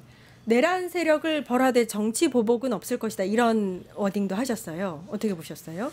그러니까 왜냐하면 지난 20대 대선 때는 좀 네거티브가 많이 유행이었잖아요. 그러니까 대부분 그 상대 당에서 보수 진영에서 공격했던 포인트가 이재명은 정치 보복할 거다라고 굉장히 네거티브한 전략으로 썼는데 정치 보복의 그런 이미지를 부식시키시면서 어떻게 통합 그리고 과거보단 미래로 이제 나아가실 건지를 청사진을 보여주신 거라고 봐요. 그러니까 특히 정치 보복의 범위 조이대 대법관 들어가냐 이런 것도 질문을 좀 주셨었는데, 그러니까 사실 이재명 후보님의 관심은 딱 하나밖에 없어요. 그냥 지금 어떻게 그러니까 우리가 지금 선대위가 먹사니즘, 편사니즘, 잘사니즘 이렇게 구성이 되어 있는 이유가요. 국민들이 먹고 사는 거, 잘 사는 거. 정말 제가 항상 말하는 게 여러분 살림살이 좀 나아지셨습니까? 정말 윤석열 정권 들어서 여러분들 먹고 살만 하십니까? 제가 이 말부터 하거든요. 그러니까 정말 살림살이 하나도 못 나아졌고 너무 힘들고 죽겠고 정말 살려주세요라는 비명을 곳곳에서 지르고 있는데 이재명 후보님께서는 그러니까 지금 우리가 제일 중요한 게 지금 우리 성장하고 또 분배하고 앞으로 나아가는 미래 아니냐. 먹고 사는 게 중요하지 뭐가 중요하냐. 그 이념도 필요 없고 진영도 필요 없다. 우리 먹고 사는 거, 잘 사는 거, 좀 더 안보적으로도 튼튼한 나라 되는 거. 내가 오직 관심을 가는 건 단지 그거 하나다. 우리 국민분들을 위해서 그래서 인사 원칙도 국민분들께 충성하고 국민분들을 위해서 진짜 진짜 일 잘하는 유능한 사람도 내가 인사로 할 거고 비상경제 TF도 다 꾸려서 바로 경제부터 우리 국민분들 잘 사는 것부터 먹고 살만한 것부터 이제는 정말 제대로 된 대한민국에서 살고 싶다는 그 바람을 담아서 내가 만들겠다라는 그 의지를 표명하신 게 아닌가 싶습니다. 오늘 오후 2시경에 서울 여의도에 있는 중앙당사에서 기자회견을 가졌고 이 자리에서 김문수 후보와 이준석 후보의 단일화에 대한 언급도 나왔습니다. 단일화할 것이다. 네. 개혁신당도 국힘의 아류고 네. 국힘은 내란 행위에 대해 명확히 선을 긋고 있지 않다 이렇게 지적을 했어요. 네. 저는 사실 이준석 후보에 대해서 22일 날 본인이 이제 명태균 씨와 통화를 했다라는 것을 확인을 했어요. 네. 그 이명수 기자가 질문을 했고 근데 무슨 내용으로 통화를 했냐라고 했는데 기억나지 않는다라고 해요. 그런데 통화한 건 기억나는데. 네. 그런데 무슨 내용으로 통화했냐는 기억이 안 나지 않는다라고 했는데 단일화 관련해서 얘기하셨죠라고 하니까 그제서야 단일화 관련해서 뭐 명태균 씨가 이런저런 얘기를 했지만 내가 그 사람 의견을 따를 필요는 없고 내 입장은 변하지 않았다. 그제서야 또 기억이 나나 봐요. 단일화 관련된 이야기를 한 것이. 그러니까 이게 22일 날 통화한 사실을 확인한 게 21일 날 통화를 그렇게 한 거예요. 그리고 명태균 씨 측에서는 단일화 관련된 조언을 이런저런 조언을 했던 것으로 보여지는데 그렇다면은 지금 이준석 후보는 아직도 정치 브로커 명태균 씨로부터 단일화 관련된 여러 가지 조언을 듣고 있는 것이고 그렇다면은 단일화 관련된 여러 가지 조건 본인이 단일화를 당일에 또 22일 당일에 단일화를 하지 않는다는 기자회견을 합니다. 네. 근데 굉장히 아이러니한 게 단일화가 정말 관심이 없다면 그런 기자회견을 할 필요도 없는 거예요. 네. 와 정말 신기한 사람입니다. 그래서 저는 이런 여러 가지 행보를 봤을 때 역설적으로 단일화를 할 수밖에 없구나. 그렇게 생각하세요? 예. 지금 이 과정이 조율되고 있는 과정이구나. 그런 생각이 듭니다. 단일화에 관심이 없다면 단일화에 대해서 그게 언급되지 않도록 오히려 자신의 정책에 대해서 더 주력을 할 거예요. 그런데 단일화 거부를 기자회견까지 합니까? 그런데 그 전날은 단일화 관련된 조언을 명태균 씨로부터 듣습니까? 그러니까 단일화를 할 수밖에 없다라는 이야기가 들리는 거고요. 그래서 이제 이재명 후보도 그 부분에 대해서 지적을 하면서 단일화에 대한 대책을 대비하고 있다. 네. 이런 얘기를 하는 겁니다. 그러니까 미래에 일어날 일들을 사실 예측하는 건 좀 어떻게 보면 의미 없을 수도 있긴 한데 저도 변호사님하고 네. 생각이 비슷한 게 오늘도 사실 이준석 후보가 아까 이제 속보로 떴던 네. 뭐 김문수, 이재명, 황교안이 단일화해라 이렇게 얘기를 했잖아요. 계속 단일화 이슈를 본인이 띄우고 있어요. 그렇죠. 이유가 있지 않아요. 시간 꺼지면 안 되니까요. 네. 본인이 살아야 되니까. 왜냐하면 대선 끝난 뒤에 개혁신당은 없어져요. 개혁신당 자체가 그러니까 본인이 그러니까 제일 이준석의 희망은 단 하나예요. 개혁신당 어차피 없어질 당이에요. 대선 끝나면 본인은 이제 대선 국민의힘으로는 대선 후보 될 수 없었죠. 존재감 미친 듯이 드러내요. 그리고 이제 본인의 몸값을 올려요. 그러니까 개혁신당 없어지죠. 그럼 어떻게 해서 국민의힘으로 통합을 해야 될 거 아니에요. 개혁신당하고. 그걸 원하고 있다. 그래서 이번 대선이 아니라 다음 대선에서 다른 차차기 대선에서 국민의힘 대선 후보로 나가기 위한 밑그림이 이미 시작됐다. 아이고. 그렇기 때문에 이준석은 말씀하 정말 공감하는 게 단일화 누구보다 원해요. 왜냐하면 본인이 살아야 되거든요. 본인이 국민의힘 대선 후보 하고 싶거든요. 그러니까 단일화를 원하니까 원하지 않는다고 얘기하는 거예요. 정말 쿨한 척. 그래서 이재명 후보님도 이미 그거를 간파하셨기 때문에 99% 그 이준석 단일화 하려고 할 거다. 근데 단지 지금 변수가 하나 재밌는 게 생겼죠. 홍준표 전 대표님께서 이런 말씀하셨죠. 이준석한테 이준석에 대한 이제 지지와 그 투표는 바로 미래에 대한 이제 그 투자다. 네. 이래서 사실 이쯤 되면은 정말 이제 국민의힘 엑스맨이 아닌가라고 자성이 네. 나오고 있는데 이건 사실 이준석을 살리는 게 아니라 좀 죽이는 거. 왜냐하면 이 사람은 단일화 좀 제발 하게 해주세요. 단일화 이렇게 하고 있는데 나 차차기 국민의힘 대선 후보 돼야 돼 이러고 있는데 오히려 이제 홍준표는 눈치 없는 건지 아니 정치 구단이라 구미호라 그런 건지 이준석은 미래에 대한 투자입니다. 이렇게 말해버리면 단일화가 더 어려워지거든요. 굉장히 좀 재밌는 상황이 지금 벌어지고 있다 봅니다. 하와이에 계시면서 이제 국내 상황을 잘 파악을 못하셔서 나온 발언일 수도 있고, 근데 이제 오히려 근데 저는 홍준표 저는 지금 모든 뭐 권영세, 권성동, 이준석, 홍준표 공통점이 있어요. 그러니까 대선에서 좀 이기기 힘드니까 당권 장악이 가지. 왜냐하면 지방 그 선거부터 공천을 줘야 되는 그게 자기 삶을 심어야 되잖아요.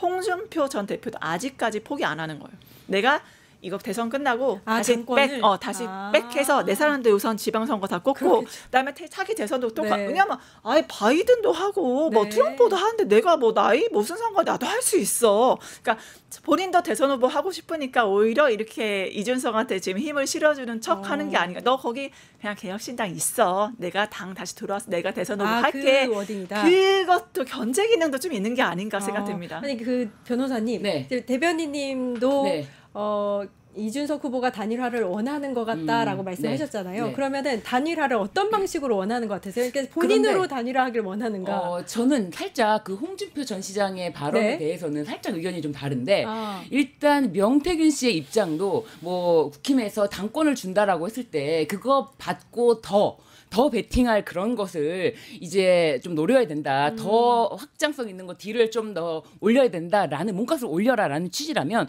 홍준표 전 시장이 지금 이준석에 대한 것이 미래에 대한 투자다. 이준석에 대한 투표를 한다면은 이러면서 홍준표 전 시장도 명태균 씨와 저는 굉장히 의견이 일치되는 그 이준석 띄우기. 당권을 준다라는 거 그런 거를 지금 확실하게 담보할 수 있는 건 없잖아요. 그렇기 때문에 홍준표 시장도 이준석 몸값을 더 띄워가지고 국민의힘에서 또 애걸복걸하게 만들어서 반드시 이준석과 단일화를 이루게 된다면 이준석의 몸값을 더 올려치기 배팅을 할 수 있도록 도와주는 거죠. 그래서 저는 그게 명태균 씨와 다 연결이 되지 않나. 그래서 어떻게 보면 홍준표 전 시장도 명태균 씨와 가장 관련이 깊은 인물로 지목되지 않았습니까? 본인이 정계에 은퇴한다고 뭐 하와이에 가 있지만 명태균 씨랑 진짜 아주 깊은 관계였다라는 것이 있었는데 명태균 씨가 마치 딱 이렇게 풀려난 뒤로는 홍준표 시장에 대해서는 별로 이제 공세를 취하는 모습이 없어졌고 그러면서 입장이 지금 굉장히 결이 같은 모습을 보이면서 연결되어 있다. 명태균, 홍준표, 이준석 모두 연결되어 있고 같은 유니버스를 공유하기 때문에 이준석 몸값 올려주기에는 굉장히 적절한 발언이었다. 네, 그러면은 이제 국민의힘에서 더 애걸복걸하게 이준석을 반드시 잡아야 되는 그런 역할이 되는 거죠. 아니 그러면 명태균 씨가 이번 대선에도 지금 관여를 하고 있다고 보시는 건데 명태균 씨가 실제로 이준석 후보와 통화를 했다는 거를 이준석 후보가 본인이 인정을 했고 그분이 뭐 이러저런 얘기를 했다. 기억나지 않는다. 그랬다가 단일화 관련 얘기하지 않았습니까? 그러니까 단일화 관련 얘기는 했지만 내가 그 사람의 조언을 들을 이치는 아니다. 그런데 이미 이야기를 했고 명태균 씨는 이에 대해서 다시 취재를 하니까 뭐라고 하는지 아십니까? 준석이가 내가 전화했대.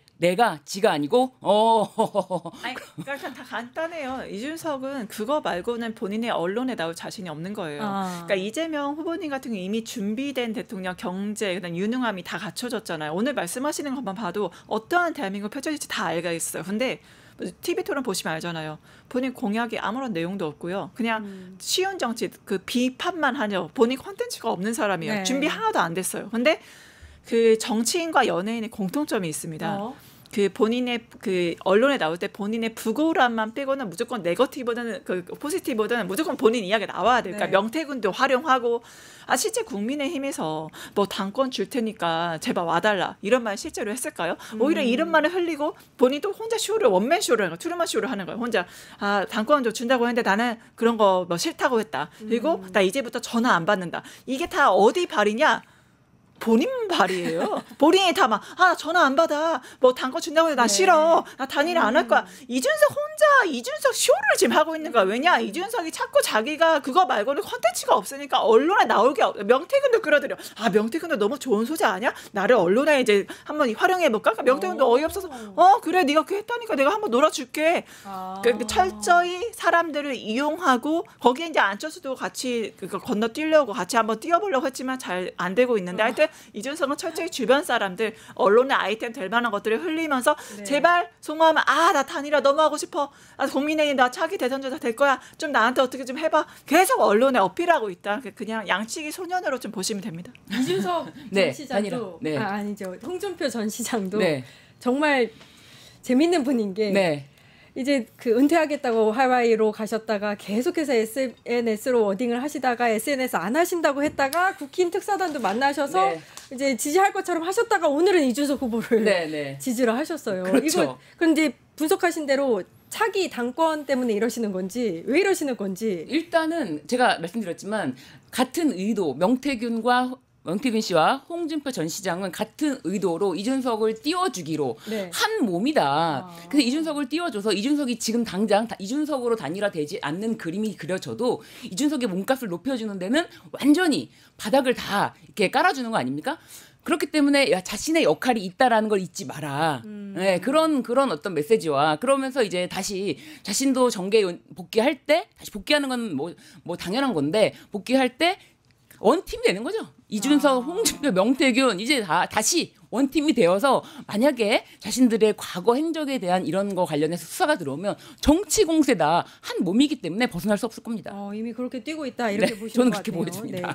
두 번째 이슈로 네. 이제 넘어가 보도록 하겠습니다. 김문수 믿을 건 보수층입니다.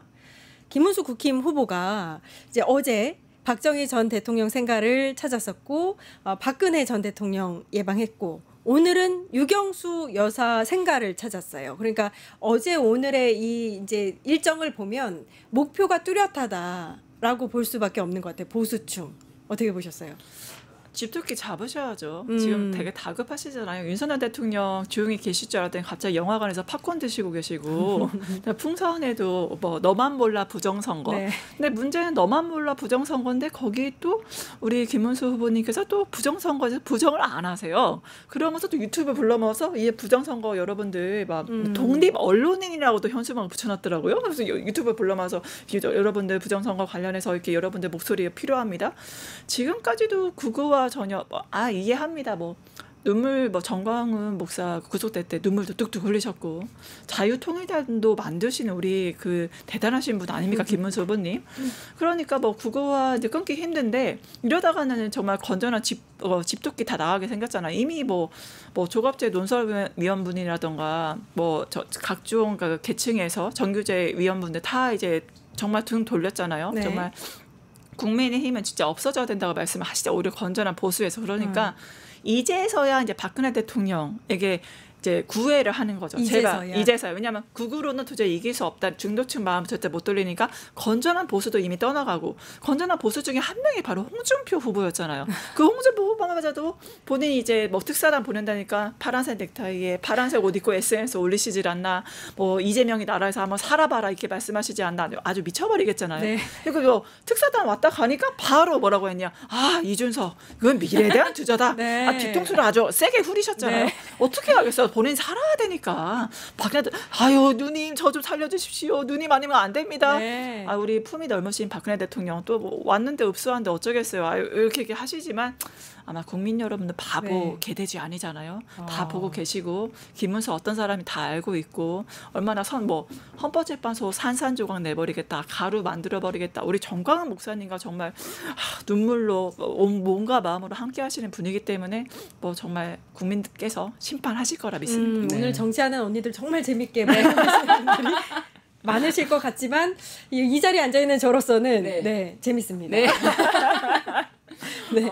박근혜 전 대통령, 이 박근혜 전 대통령에 대해서 재평가가 이루어진 계기가 김건희 씨 아닙니까? 네. 김건희 씨를 겪어보니 박근혜 씨는 이 정도는 아니었던 것 같기도 한데 하는 생각이 들 정도로 재평가가 됐어요. 네. 박근혜 전 대통령뿐만 아니라 최순실 씨까지 이 정도로 김건희 씨만큼 알뜰살뜰하게 정말 알토란같이 모든 거를 끌어다가 네. 자기에게 유리한 쪽으로 가져가는 사람은 아니었나? 이런 생각 때문에 오히려 덜 나빠 보인다. 네, 덜 나빠 보여요. 굉장히 올려치기가 됐습니다.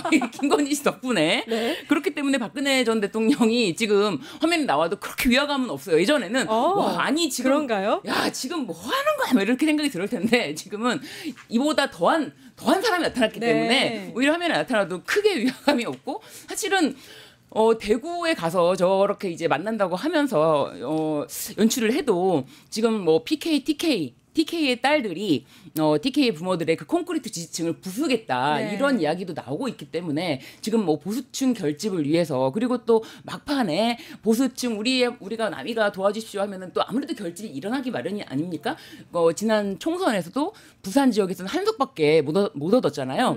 그런 것처럼 이제 완전히 그쪽 보수 결집을 위해서 지금 막판 민심을 잡으러 갔겠지만 사실 지금은 내란 관련해서 이 내란 심판에 대한 선거라는 거예요. 그러니까 아무리 보수층이라고 하더라도 내란은 참지 못하거든요. 내란과 끊지 않고 이렇게 보수에게 읍소한다고 한들 이게 과연 새로운 사람으로 보여질까요? 저는 윤석열, 김건희 그 다음 바로 이어지는 한 무리라고 보여지고 뭐 박근혜 전 대통령 얼굴이 나온다고 하더라도 그 내란 세력과 끊지 않고 저렇게 가는 것은 전혀 도움이 되지 않는다. 그렇게 보여집니다. 네. 그러니까 사실은 선거에서 승리를 위한 전략 네. 중에 하나는 물론 이제 본인을 지지하는 지지층 확보도 있지만 네. 중도층을 중도층을 잡는 게 사실 주요 전략이 되어야 하는데 네. 이 전략은 중도층은 일단은 뒤로 하고 보수층부터 잡자라는 전략인 것 같아요. 아무리 이제 말씀하신 대로 이번 사태 때문에 김건희 씨 때문에 박근혜 전 대통령의 이미지가 조금 더 상승되는 효과가 있었다 하더라도 이게 과연 효과가 있을까? 두 가지인 것 같아요. 첫 번째는 우선 황교안 대행께서 지금 무소속 후보로 나오셨잖아요. 네. 황교안 하면 누구의 대행입니까? 박근혜 대행이잖아요. 네. 그러니까 아니 이게 이미지가 건전 보수 쪽에서도 근데 뭐 부정선거도 겹치고 황교안하고 그러니까 여러 가지로 저 겹치는 그 파이 속에서 본인의 표가 줄어든 것도 염려가 있고 두 번째는 이재명 후보님의 행보에서 굉장히 위협감을 느끼는 것 같아요. 저희가 후보님께서 맨 처음에 이제 그 선거운동 시작하실 때 하셨던 게 바로 박정희 전 대통령 묘소에 그 참배를 하셨어요. 그러니까 다들 이승만, 박정희 묘소에 참배를 하셨던 그 모습이 아 진짜 말로만 중도 보수가 아니네. 저희가 직접 참배까지 하네라는 거. 그러니까 항상 이재명 후보님 특징이 있잖아요. 말보단 행동, 구호보단 정책. 그러니까 진짜 말로만 중도 보수 아니네? 저렇게 참배까지 하고 자신이 더 나은 나라를 만들겠다고 얘기하네? 그러니까 진짜 건전한 보수들은 박정희 대통령의 이제 공과 가도 있지만 공을 저렇게 인정해주네? 참배까지 하느라고 그렇게 마음이 흔들렸지 않겠어요? 그러니까 김문수도 불안한 거예요. 자기랑 부정선거 같이 얘기했던 사람은 황교안 대표는 갑자기 무소속으로 나와서 버티고 있고 그다음에 캐릭터 겹치고 또 두 번째는 뭐 박정희 대통령 건전 보수들도 계신데 거기마저도 참배를 하면서 박정희 대통령과 이승만 대통령은 기리시고 그러니까 얼마나 자신의 입지가 없고 좁아지고 그러니까 위태롭겠어요. 그러니까 이제서라도 정말 늦게 이제 박근혜 대통령 찾아갔지만 사실 제가 보기에는 이것도 그냥 정치적 쇼고 이미 늦었다. 이미 진정한 중도 보수로서 49대 50의 원칙이지만 정말 진정한 통합으로 나아가는 게 이제 이재명 후보다라고 확신합니다. 네. 박근혜 전 대통령이 이렇게 이야기했다고 합니다. 당에 여러 가지 일들이 많았지만 지난 일에 연연하지 말고 하나로 뭉쳐서 반드시 선거를 이겨달라 이렇게 당부를 했다고 하는데 이제 보수 결집의 총력을 펼치고 있다 네. 이렇게 보여지고 근데 이제 이 말이 저는 거슬립니다. 네. 당에 여러 가지 일들이 많았지만 연연하지 말라는 그러니까요. 게 네. 이게 무슨 말인가요? 아니 여러 가지 일들이 그 중에 하나가 내란인가 봐요. 네. 그 중에 하나가 계엄이고요. 네. 그 여러 가지 내란이든 계엄이든 네. 그냥 총력을 합쳐라 이 말이고 박근혜 전 대통령 이미지가 자신을 구속 수감하고 자신에게 어떤 굉장히 가혹하게 대했던 윤석열 당시 검사를 대선 후보 때 지지해 주는 사람 아닙니까? 네. 그렇기 때문에 지금도 윤석열에 대해서 끊지 않는 그냥 당의 여러 가지 일들 이런 것도 다 내란 계엄 이런 거 다 상관없는 거예요. 그러니까 이게 전혀 말씀드렸지만 박근혜 전 대통령이라도 정말 정상적인 어떤 메시지를 줄 사람이다? 아니다. 그냥 무조건 우리 찍어달라. 네. 눈 감고 찍으면 된다. 이런 거예요. 이게 말이 됩니까? 근데 여러 가지 일들이라고 퉁치기에는 그러니까요. 너무 많은 일들이 네. 일어났기 때문에 계엄. 여러 가지 일 중에 하나야. 네. 그냥 이렇게 보는 거예요. 과거에 이분의 시각이잖아요. 정말 이분도 참 일관성이 있다. 네. 당의 여러 가지 일들이 많았지만. 네. 네. 근데 지난 일에 연연하지 않으면 하나로 뭉칠 수 있을까요, 대변인님? 하나로 뭉치기 힘들죠. 이미가 아마 지난일 연연이 저는 한덕수의 한여름밤의 꿈 사태를 얘기하신 게 아닌가. 갑자기 새벽에 1시 그 공고를 내고 나 단독으로 하고 김문수는 이제 뭐 자기가 경선 과정에서 부정선거 때문에 내가 사전투표 폐지하겠다 이런 얘기도 하면서도 나 이게 단일화 내가 하겠다라고 했는데 결국엔 끝까지 우리 불도저가 버티셨잖아요. 그러니까 네. 그렇게 국민의힘에서 1년의 과정들 정말 보수는 정말 원칙 원칙을 지킨다라는 그런 원칙 자체를 아예 깨버렸기 때문에 박근혜 전 대통령도 굉장히 불편하지 않았겠어요. 보수의 저 원칙도 없고 법치주의도 다 깡그리 무너뜨리고 국민의힘 뭐 왜 저렇게 됐나라고 속상해하셨을 것 같고, 그러니까 한덕수 총리로 있었던 일련의 그 사건들, 윤석열 대통령으로 있었던 그 일련의 사건들을 하면서 우리 이제 일련의 여자 가정들이 딱 전 느낌이 딱 하나예요. 할마 핫. 내가 할 말은 너무 많아. 너 왜 이렇게 사고 쳤어? 미치겠어. 이렇게 했는데 할 말은 많지만 그거에 연연하지 말고 좀 어떻게 좀 뭉쳐보자라는, 아무래도 당의 어른이고 원로니까 그런 속 터지는 마음을 간접적으로 표현하신 게 아닌가 싶습니다. 많은 의미가 함축되어 있다. 할 말 핫. 제가 박근혜 전 대통령 성대모사를 짧게 할 수 있습니다. 네. 친애하고 존경하는 국민 여러분, 당에 여러 가지 일들이 많았지만 지난 일에 연연하지 말고 김문수로 뭉쳐주세요. 똑같아요. 이게 말이 됩니까? 아유 진짜 정말 포토샵 하실 때 얼굴만 이렇게 바꿔주시고 제가 생각하기에 이거 갖고 나서 이분은 여전히 이렇게 굉장히 뇌가 맑다. 뇌가 맑고 투명하여 제가 뭐 이런 거 저런 거 그렇게 고민이 없으시다. 제가 봤을 때 전수미 우리 대변인님은 아무래도 정치권에 계시다 보니까 말씀을 굉장히 조심스럽게 하시느라고 원로다 뭐 할 말이 많지만 하지 않는다라고 하지만 저는 이분의 워딩이 이게 다 그대로 이게 다일 것 같아요. 이 사람은 계엄이요. 네. 그래서 그냥 거울 보고 저는 그냥 계엄 파면이요. 요 정도 아니었을까.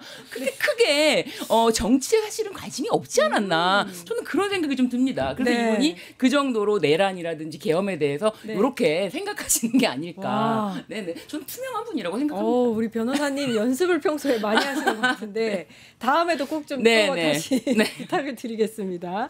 잘 봤고요. 김문수 후보가 일단 마음이 정말 급한 것 같습니다. 사전투표 이야기를 했어요. 근데 또 한편으로는 사전투표가 관리가 잘 되고 있지 않다라면서 부정선거도 띄우고 한편으로는 사전투표를 꼭 하시라 이렇게 이야기하고 굉장히 좀 이제 급박하다 이런 느낌이 드는데 어떻게 보셨어요? 국민들이 그러니까 이거 하나만 봐도 김문수 후보를 누가 어떻게 찍을 수 있어요? 아니 대통령 그 국민의힘 경선 때요 공약이 뭐였는지 아세요? 김문수 후보의 사전투표 폐지를 공약했어요. 아니 그때 바로 얼마 전이잖아요. 사전투표 폐지 내가 시키겠다. 이거 부정선거 직방이다. 문제 많다라고 했던 사람이 바로 지금 이 순간에 갑자기 사전투표에 대해서 이제 저도 하겠다. 그러니까 지금 계속 사전투표에 대해서 음모론을 제기했던 거는 이제 정광훈 목사랑 같이 또 윤석열 대통령 몸소 또 행차하셨잖아요. 부정선거 하면서 같이 트라이앵글 추구 이루시는데 이제 와서 빠지겠다. 이렇게 치사하고 비열한 사람이 어디 있습니까? 사람이 정치인은요 본인이 딱 마음 정했으면 소신과 철학 가지고 그게 나가야 됩니다. 근데 지금 와서 이게 약간 불리하게 생겼고 이게 약간 비판을 받으니까 빠진다. 그러니까 분명히 본인이 말했던 사전투표 폐지 공약 그게 소신이었다면 그걸 지키셔야죠. 지금 이렇게 하시는 이유가 뭡니까? 사전투표 하면은 그게 다 부정선거표라면서요. 그게 다 치환된다면서요. 본인이 이렇게 말씀하셨잖아요. 그러면 그거 지키세요. 사전투표 하지 마세요. 부정선거라고 의심되시면 계속 그렇게 나가세요. 왜 이제 와서 이러시는지. 그러니까 국민 여러분들 딱 하나만 기억하십시오. 본인의 말 한마디도 이렇게 빈대떡 뒤집듯이 뒤지는 사람. 도대체 이런 사람을 대한민국 대통령으로 어떻게 믿고 우리가 함께합니까? 여러분들께 했던 공약이요. 다 이렇게 뒤집어서 언제든지 말할 수 있는 사람이에요. 우리가 진짜 한 표가 너무 절실한 이유입니다. 그렇기 때문에 이런 어떤 우려를 불식시키고다 사전에 21일 날 좀 전에 전 변호사님 좀 전에 말씀하신 것처럼 그 강승규 의원실 주관으로 김문수 대통령 후보와 독립 언론인 간의 정책 간담회라는 이름으로 모여서 보수 유튜버들을 사전에 신청을 받아서 초청을 해서 이번 선거는 사전투표 이거 조작될 것이 거의 조작될 것이다 이런 이야기를 하면서요 조작될 것이다 그러니까 이것에 대해서 도와주면 보상을 하겠다 이거는 정책 간담회라는 이름 하에 오히려 이 부정선거 음모론을 공유하고 확산하는 장이었다라는 기사가 지금 나오고 있고요 지금 이미 자신이 질 거라는 건 너무나 명백하게 자신도 알고 있습니다. 자신이 질 것이지만 졌을 때 대비로는 이거는 조작될 것이야 라는 것에 대해서 또 냄새를 피웁니다. 그렇지만 사전투표를 본인이 사전투표를 안 하는 모습을 또 보일 수 없잖아요. 네. 그러니까 이러지도 저러지도 계속 여태까지 김문수 후보 사전투표 뭐 부정선거 이런 거에 대해서 애매모호 이런 식으로 입장이 나왔었거든요. 네. 근데 이제 오늘 이제 다시 뭐 사전투표 다시 뭐 참여해 달라라고 했지만 여전히 뒤에서는 이거는 조작될 것이고 본인이 질 거니까요. 본인이 다 알아요. 본인이 다 알고 있기 때문에 조작될 것이고 그리고 이것에 대해서는 보수 유튜버들이 좀 더 이런 것에 대해서 얘기를 해달라라고 뒤에서 다 21일 날 이렇게 국회에서 작업을 해놓고 이제 와서 사전투표를 해달라라고 하는 거니까 굉장히 본인도 자가당착에 빠졌고 네. 모순이고 아이러니입니다. 네. 일단 본인도 사전투표를 하겠다. 네. 이렇게 언급을 했고 당의 역량을 총동원해서 이 사전투표를 철저히 감시 감독하겠다라고 이야기를 했습니다. 어떻게 감시를 하겠다는 건지 성관인가요? 그냥 그러니까 한마디로 이준석하고 김문수의 공통점이 있어요. 그러니까 전혀 준비가 안 된 사람들이 급주됐잖아요. 그러니까 선거 첫날 아마 여러분들 기억하실 거예요. 김문수 뭐야 빨간색 옷 입었는데요. 본인 이름도 안 써 있었어요. 그러니까 한마디로 전혀 준비가 안 된 사람이에요. 그러니까 그러면 본인의 선거복조차도 준비가 안 된 사람이 그리고 뭐 선거 유세에서 김수문이라고 이제 여러분 그 짤을 보셨을 때는 김문수가 아니라 김수문이라고 지금 이렇게 들면서 이제 홍보를 하고 다니는 실정. 그러니까 선거도 준비 안 됐고 자신도 대통령으로서 준비도 안 됐고 공약도 안 됐고 대통령으로서 국정 운영의 구상이라든가 아무것도 준비가 안 돼 있기 때문에 이 부정선거에 대해서도 선거 그냥 말만 하는 거죠. 그냥 아 이걸 철저히 감시하겠다. 이제 끝까지 본인이 부정선거 지금 이 선거 결과도 승부 못하겠다 하면은 아무래도 불리하게 생겼으니까 그냥 말 바꾸기 빈대떡처럼 그러니까 앞으로 이제 김문수 후보 뭐 김문순대라고 하잖아요. 근데 순대 플러스 이제 순대에다 빈대떡 많이 드시고 좀 정신 좀 차리셨으면 좋겠다. 김문순대. 예, 좀 빈대떡처럼 뒤집으시니까 빈대떡 신사분께 좀 경고의 말씀드립니다. 알겠습니다. 오늘 뭐 너무 재밌게 제가 지금 보고 있습니다. 네. 그런데 이건 조금 심각한 이야기인데 저는 심각하게 보고 있습니다. 김문수 후보가 연일 이재명 후보의 방탄 유리막에 대해서 지적을 하고 있어요. 근데 이거는 사실 뭐 프레임화하는 게 정치적인 전략이라고 쳐도 이건 진짜 좀 뭐랄까 저열하다라는 느낌이 들거든요. 그 방탄조끼 입고 방탄 유리한 것에 대해서 뭐라고 하는 것 자체가 상대 후보에 대한 예의가 아니다. 그렇죠. 이거는 후보를 떠나서 인간에 대한 예의가 없는 거죠. 사실 이거를 가지고 이야기를 하려면은 이 김문수 후보 개인의 어떤 뭐 살아온 과정과도 좀 연결이 돼 있는 것 같아요. 이 사람은 자신이 취하고자 하는 것을 얻기 위해서는 그 무엇도 서슴지 않는다라는 그런 삶의 어떤 방식이 지금 대선 후보로서 이런 발언까지도 영향을 미치는 것 같아요. 그러니까 자신이 아무것도 공략할 게 없고 정책이 없지 않습니까? 정책이 실종됐어요. 그리고 대선 후보라면은 자신이 어떤 나라를 앞으로 펼치겠다, 나라를 만들겠다라는 비전을 보여줘야 되는데 없지 않습니까? 없기 때문에 오로지 상대방 후보, 이재명 후보를 흠집내기. 근데 흠집내기 정도가 이분이 활동하던 곳이 아스팔트 9구 아니었습니까?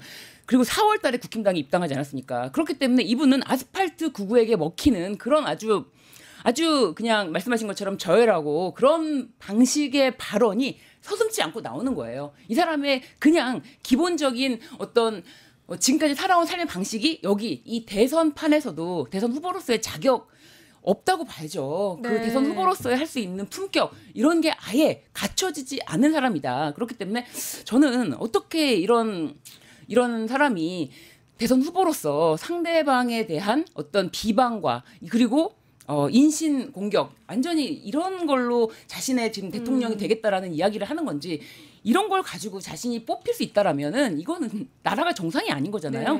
매우 정말 이렇게 말씀드리기 좀 그렇지만 매우 아픈 분이다. 아픈 분이다. 매우 아프지 않고 정상적으로 사고한다면 이럴 수는 없지 않습니까? 저 이 발언이 제일 화가 났는데 이재명 후보를 저격하면서 벌벌 떠는 사람 이렇게 얘기했어요. 근데 이게 테러 협박을 받아서 유권자들 제대로 보지도 못하고 이게 방탄 유리막 사이에서 만나고 있는 후보에게 할 말인가 상대 후보인데 이렇게 하면 안 되는 거 아니에요? 그러니까 저는 참 그러니까 김문수 후보의 내로남불이 너무 무서워요. 그러니까 그 TV 토론에서도 정말 그 피격을 목에 대해서 피격을 이제 받으셨었고 그때 뭐 병원을 왜 그렇게 했냐 서울대로 굳이 갔냐 그 얘기를 하시더라고요. 그렇죠. 근데 뭐 무엇보다 본인이 거의 그때 의식이 거의 없는 상황이었고 그 헬기 이송 단계에서 가족분들이 그런 결정을 한 거잖아요. 아픈 사람이 내가 전국에 있는 병원 데이터를 확인해봤다 이렇게 하실 수는 없잖아요. 상식적으로 그러면은 가족분들이 본인들이 간호하면서 가장 최고의 실력의 병원이나 아니면은 본인들이 편한 병원 그런 것들을 한 건데 그거를 공격하시고 보면서 결국 김문수 후보가 본인이 지사로 그 활동을 하면서 아니면 공직자로 활동하면서 소방 헬기를 100번 이상 활용을 했다고 하더라고요. 그렇죠. 예, 그러니까 아니 본인은 그 소방 헬기 그러면 뭐 본인이 칼에 찔렸거나 본인이 뭐 그렇게 다급한 일 뭐 매번 산불이 난 게 아니잖아요. 근데 그거를 소방 헬기를 뭐 정말 100번도 넘게 사용을 본인은 그렇게 내려놔. 제일 유명한 거 알잖아요. 내가 김문수다. 정말 그 전화 너무 유명하지 않습니까? 네. 근데 본인의 그런 권위적이고 억압적인 행태, 소방헬기를 자신의 개인 자가용처럼 활용하는 그런 말도 안 되는 행태를 했으면서 그 정말 목으로 피살돼서 위험한 행태에 대해서 방탄유리방에 대해서 방탄유리방 왜 노태우 대통령 때도 사용했었어요. 광주 유세하셨을 때 그때 사용하셨었고 최초도 아니고요. 실제로 실탄이 최근에 그 어떤 그 신발장에서도 발견된 사례도 있었고 더불어민주당 당사 근처에서도 흉기를 소지하고 있다 어떤 분 체포되셨고요. 여러 가지 조짐들이 있고 제보가 들어오고 러시아제 권총이나 흉기 소지 협박이 들어오니까 거기에 대해서 대응을 하는 것뿐이지 아니 그리고 무엇보다 내란 세력은 수단과 방법을 가리지 않잖아요. 네. 12.3 계엄선포 21세기 대한민국에서 누가 할 거라고 생각했습니까? 그래서 이재명 후보는 항상 말씀하시잖아요. 계엄 마샬로가 선포됐대. 그러니까 외국 사람 다 뭐라고 했습니까? 그래? 이제 북한 무너지겠네. 아니 노스코리아가 아니라 사우스코리아. 진짜?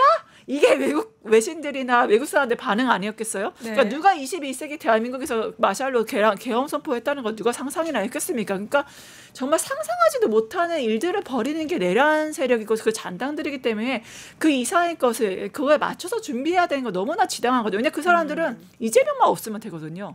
그럼 뭐겠어요? 최후에 이거 사법 테러도 하고 뭐 직위원 그래서 뭐 구속도 풀어주고 헌법재판소가 정의 구현했지만 대법원에서 사법 테러하고 정말 상상할 수 없는 일들이 벌어지기 때문에 거기에 대해서 대응하는 것뿐이다. 정말 이건 철저하게 대한민국 미래를 위한 준비이고 대응이지 정말 정치 쇼가 아니고 오히려 내로남불 하지 마시라. 김문수 당신이나 제대로 하라 말씀드리고 싶습니다. 내로남불 하지 마시라. 네. 네. 그 김문수 후보의 배우자 설란영 네. 여사도 일단은 네거티브에 네. 굉장히 열심히신 것 같아요. 지금 네. 화면으로도 나오고 있는데요. 네. 설란영 이렇게 써 있고 옆에 알바 서포터즈. 네. 이게 일부 이제 프로였죠. SNL이라는 프로인데 법카 사용하지 마세요. 앞으로는 이렇게 나와 있고 상대로 나온 그 배우가 네.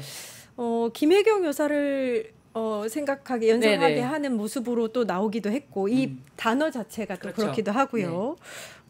어떻게 보셨어요?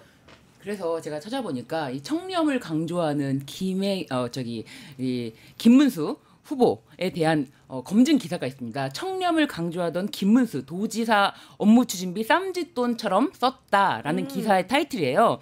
그래서 김문수 도지사 시절에 도의회 격려 물품 정체불명의 위스키 60병을 보냈고 뿐만 아니라 뭐 종교시설에 기부를 하는데 이 기부를 할 때 이제 경기도의 돈으로 기부를 한다면 경기도 지방자치단체 명의로 기부를 해야 되는 것이 맞습니다. 그런데 김문수 명의로 기부를 하고요.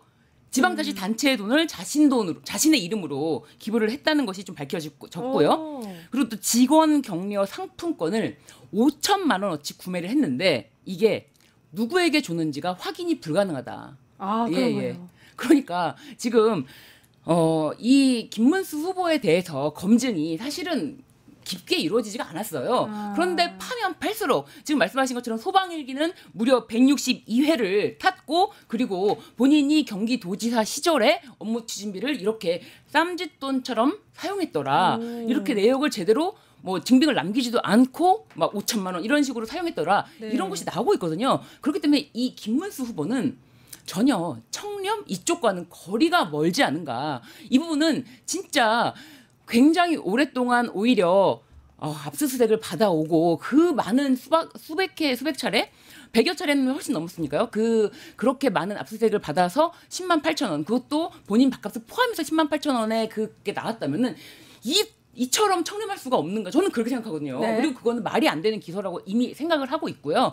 이런 거를 말을 하면 할수록 정말 억울하다라는 생각이 들 수밖에 없고요. 이걸 이렇게 패러디할 정도면 이 사람도 정신 상태가 많이 아프구나라는 생각이 좀 듭니다. 네. 그 내로남불이라는 단어가 또다시 연상되는 상황인 것 같습니다. 방금 이제 신유진 네. 변호사님께서 설명하신 바가 만약에 사실이라면, 근데 이제 제대로 검증이 되지 않았다는 부분은 좀 심각한 사안인 것 네. 같고요. 네. 어떻게 보세요, 대변인님?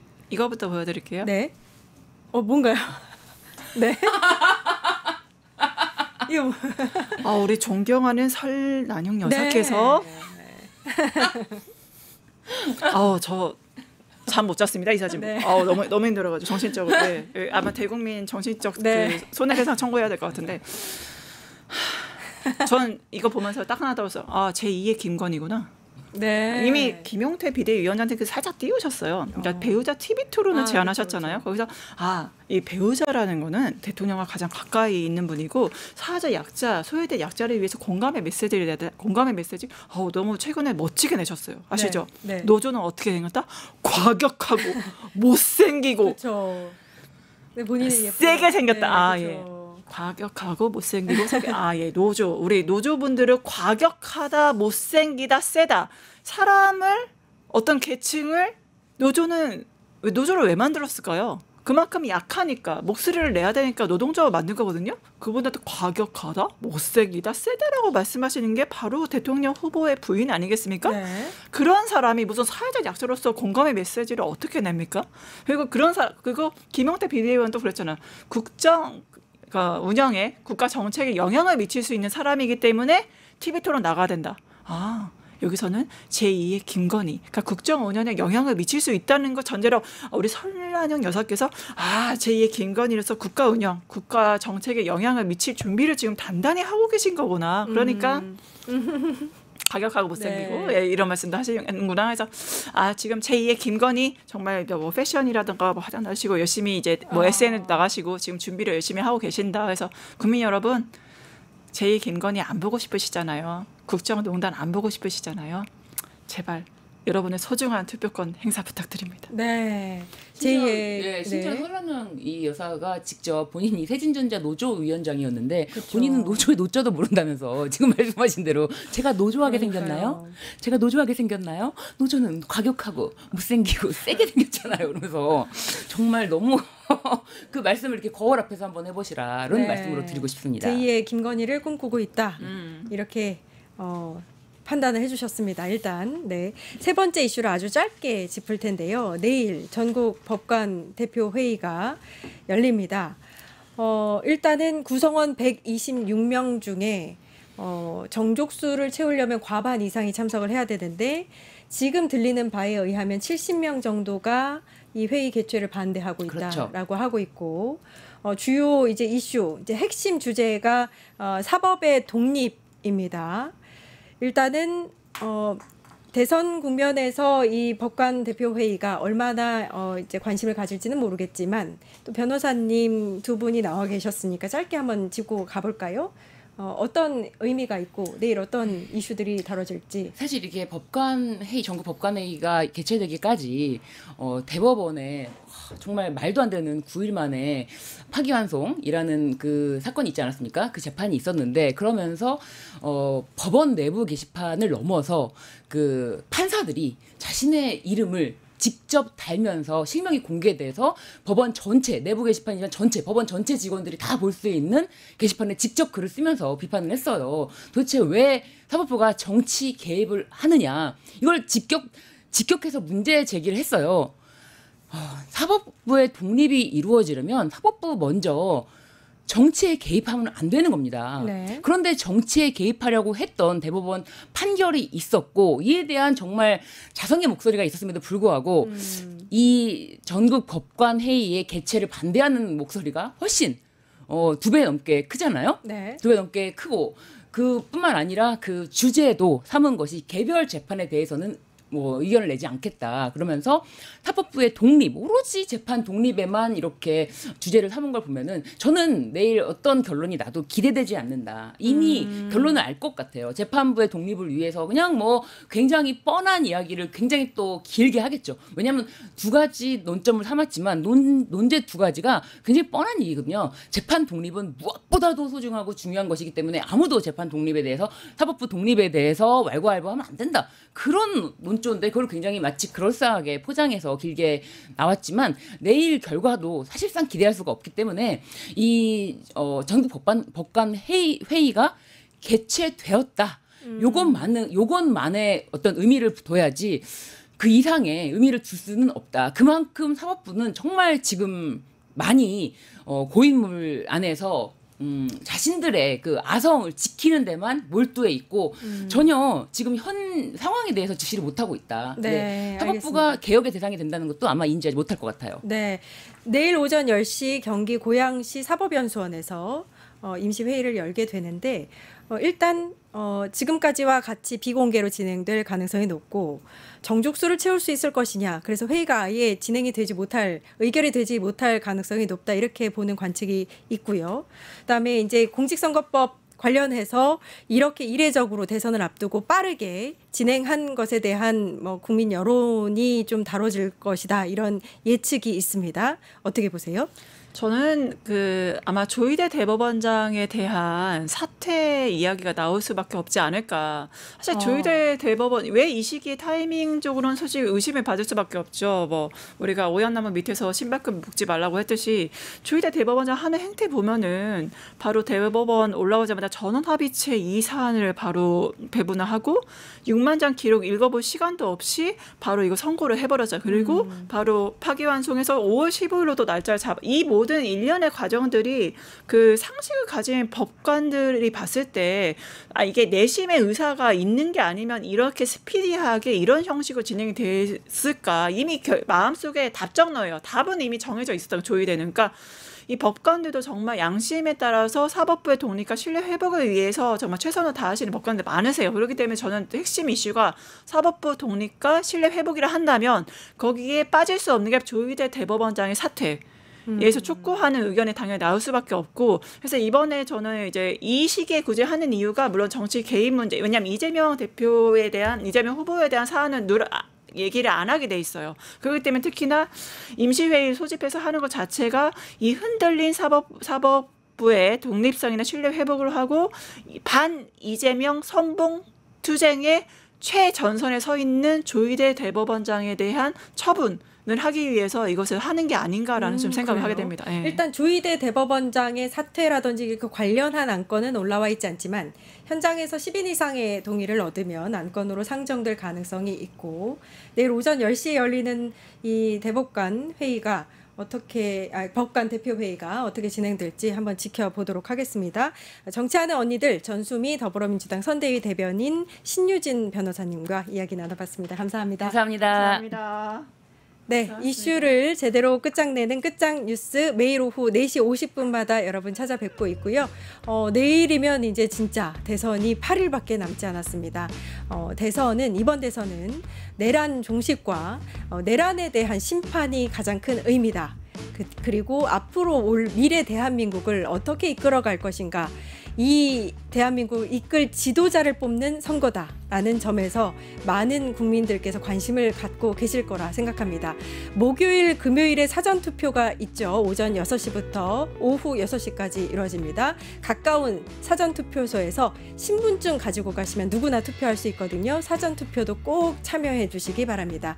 저희는 내일 오후 4시 50분에 여러분 다시 찾아뵙겠습니다. 감사합니다.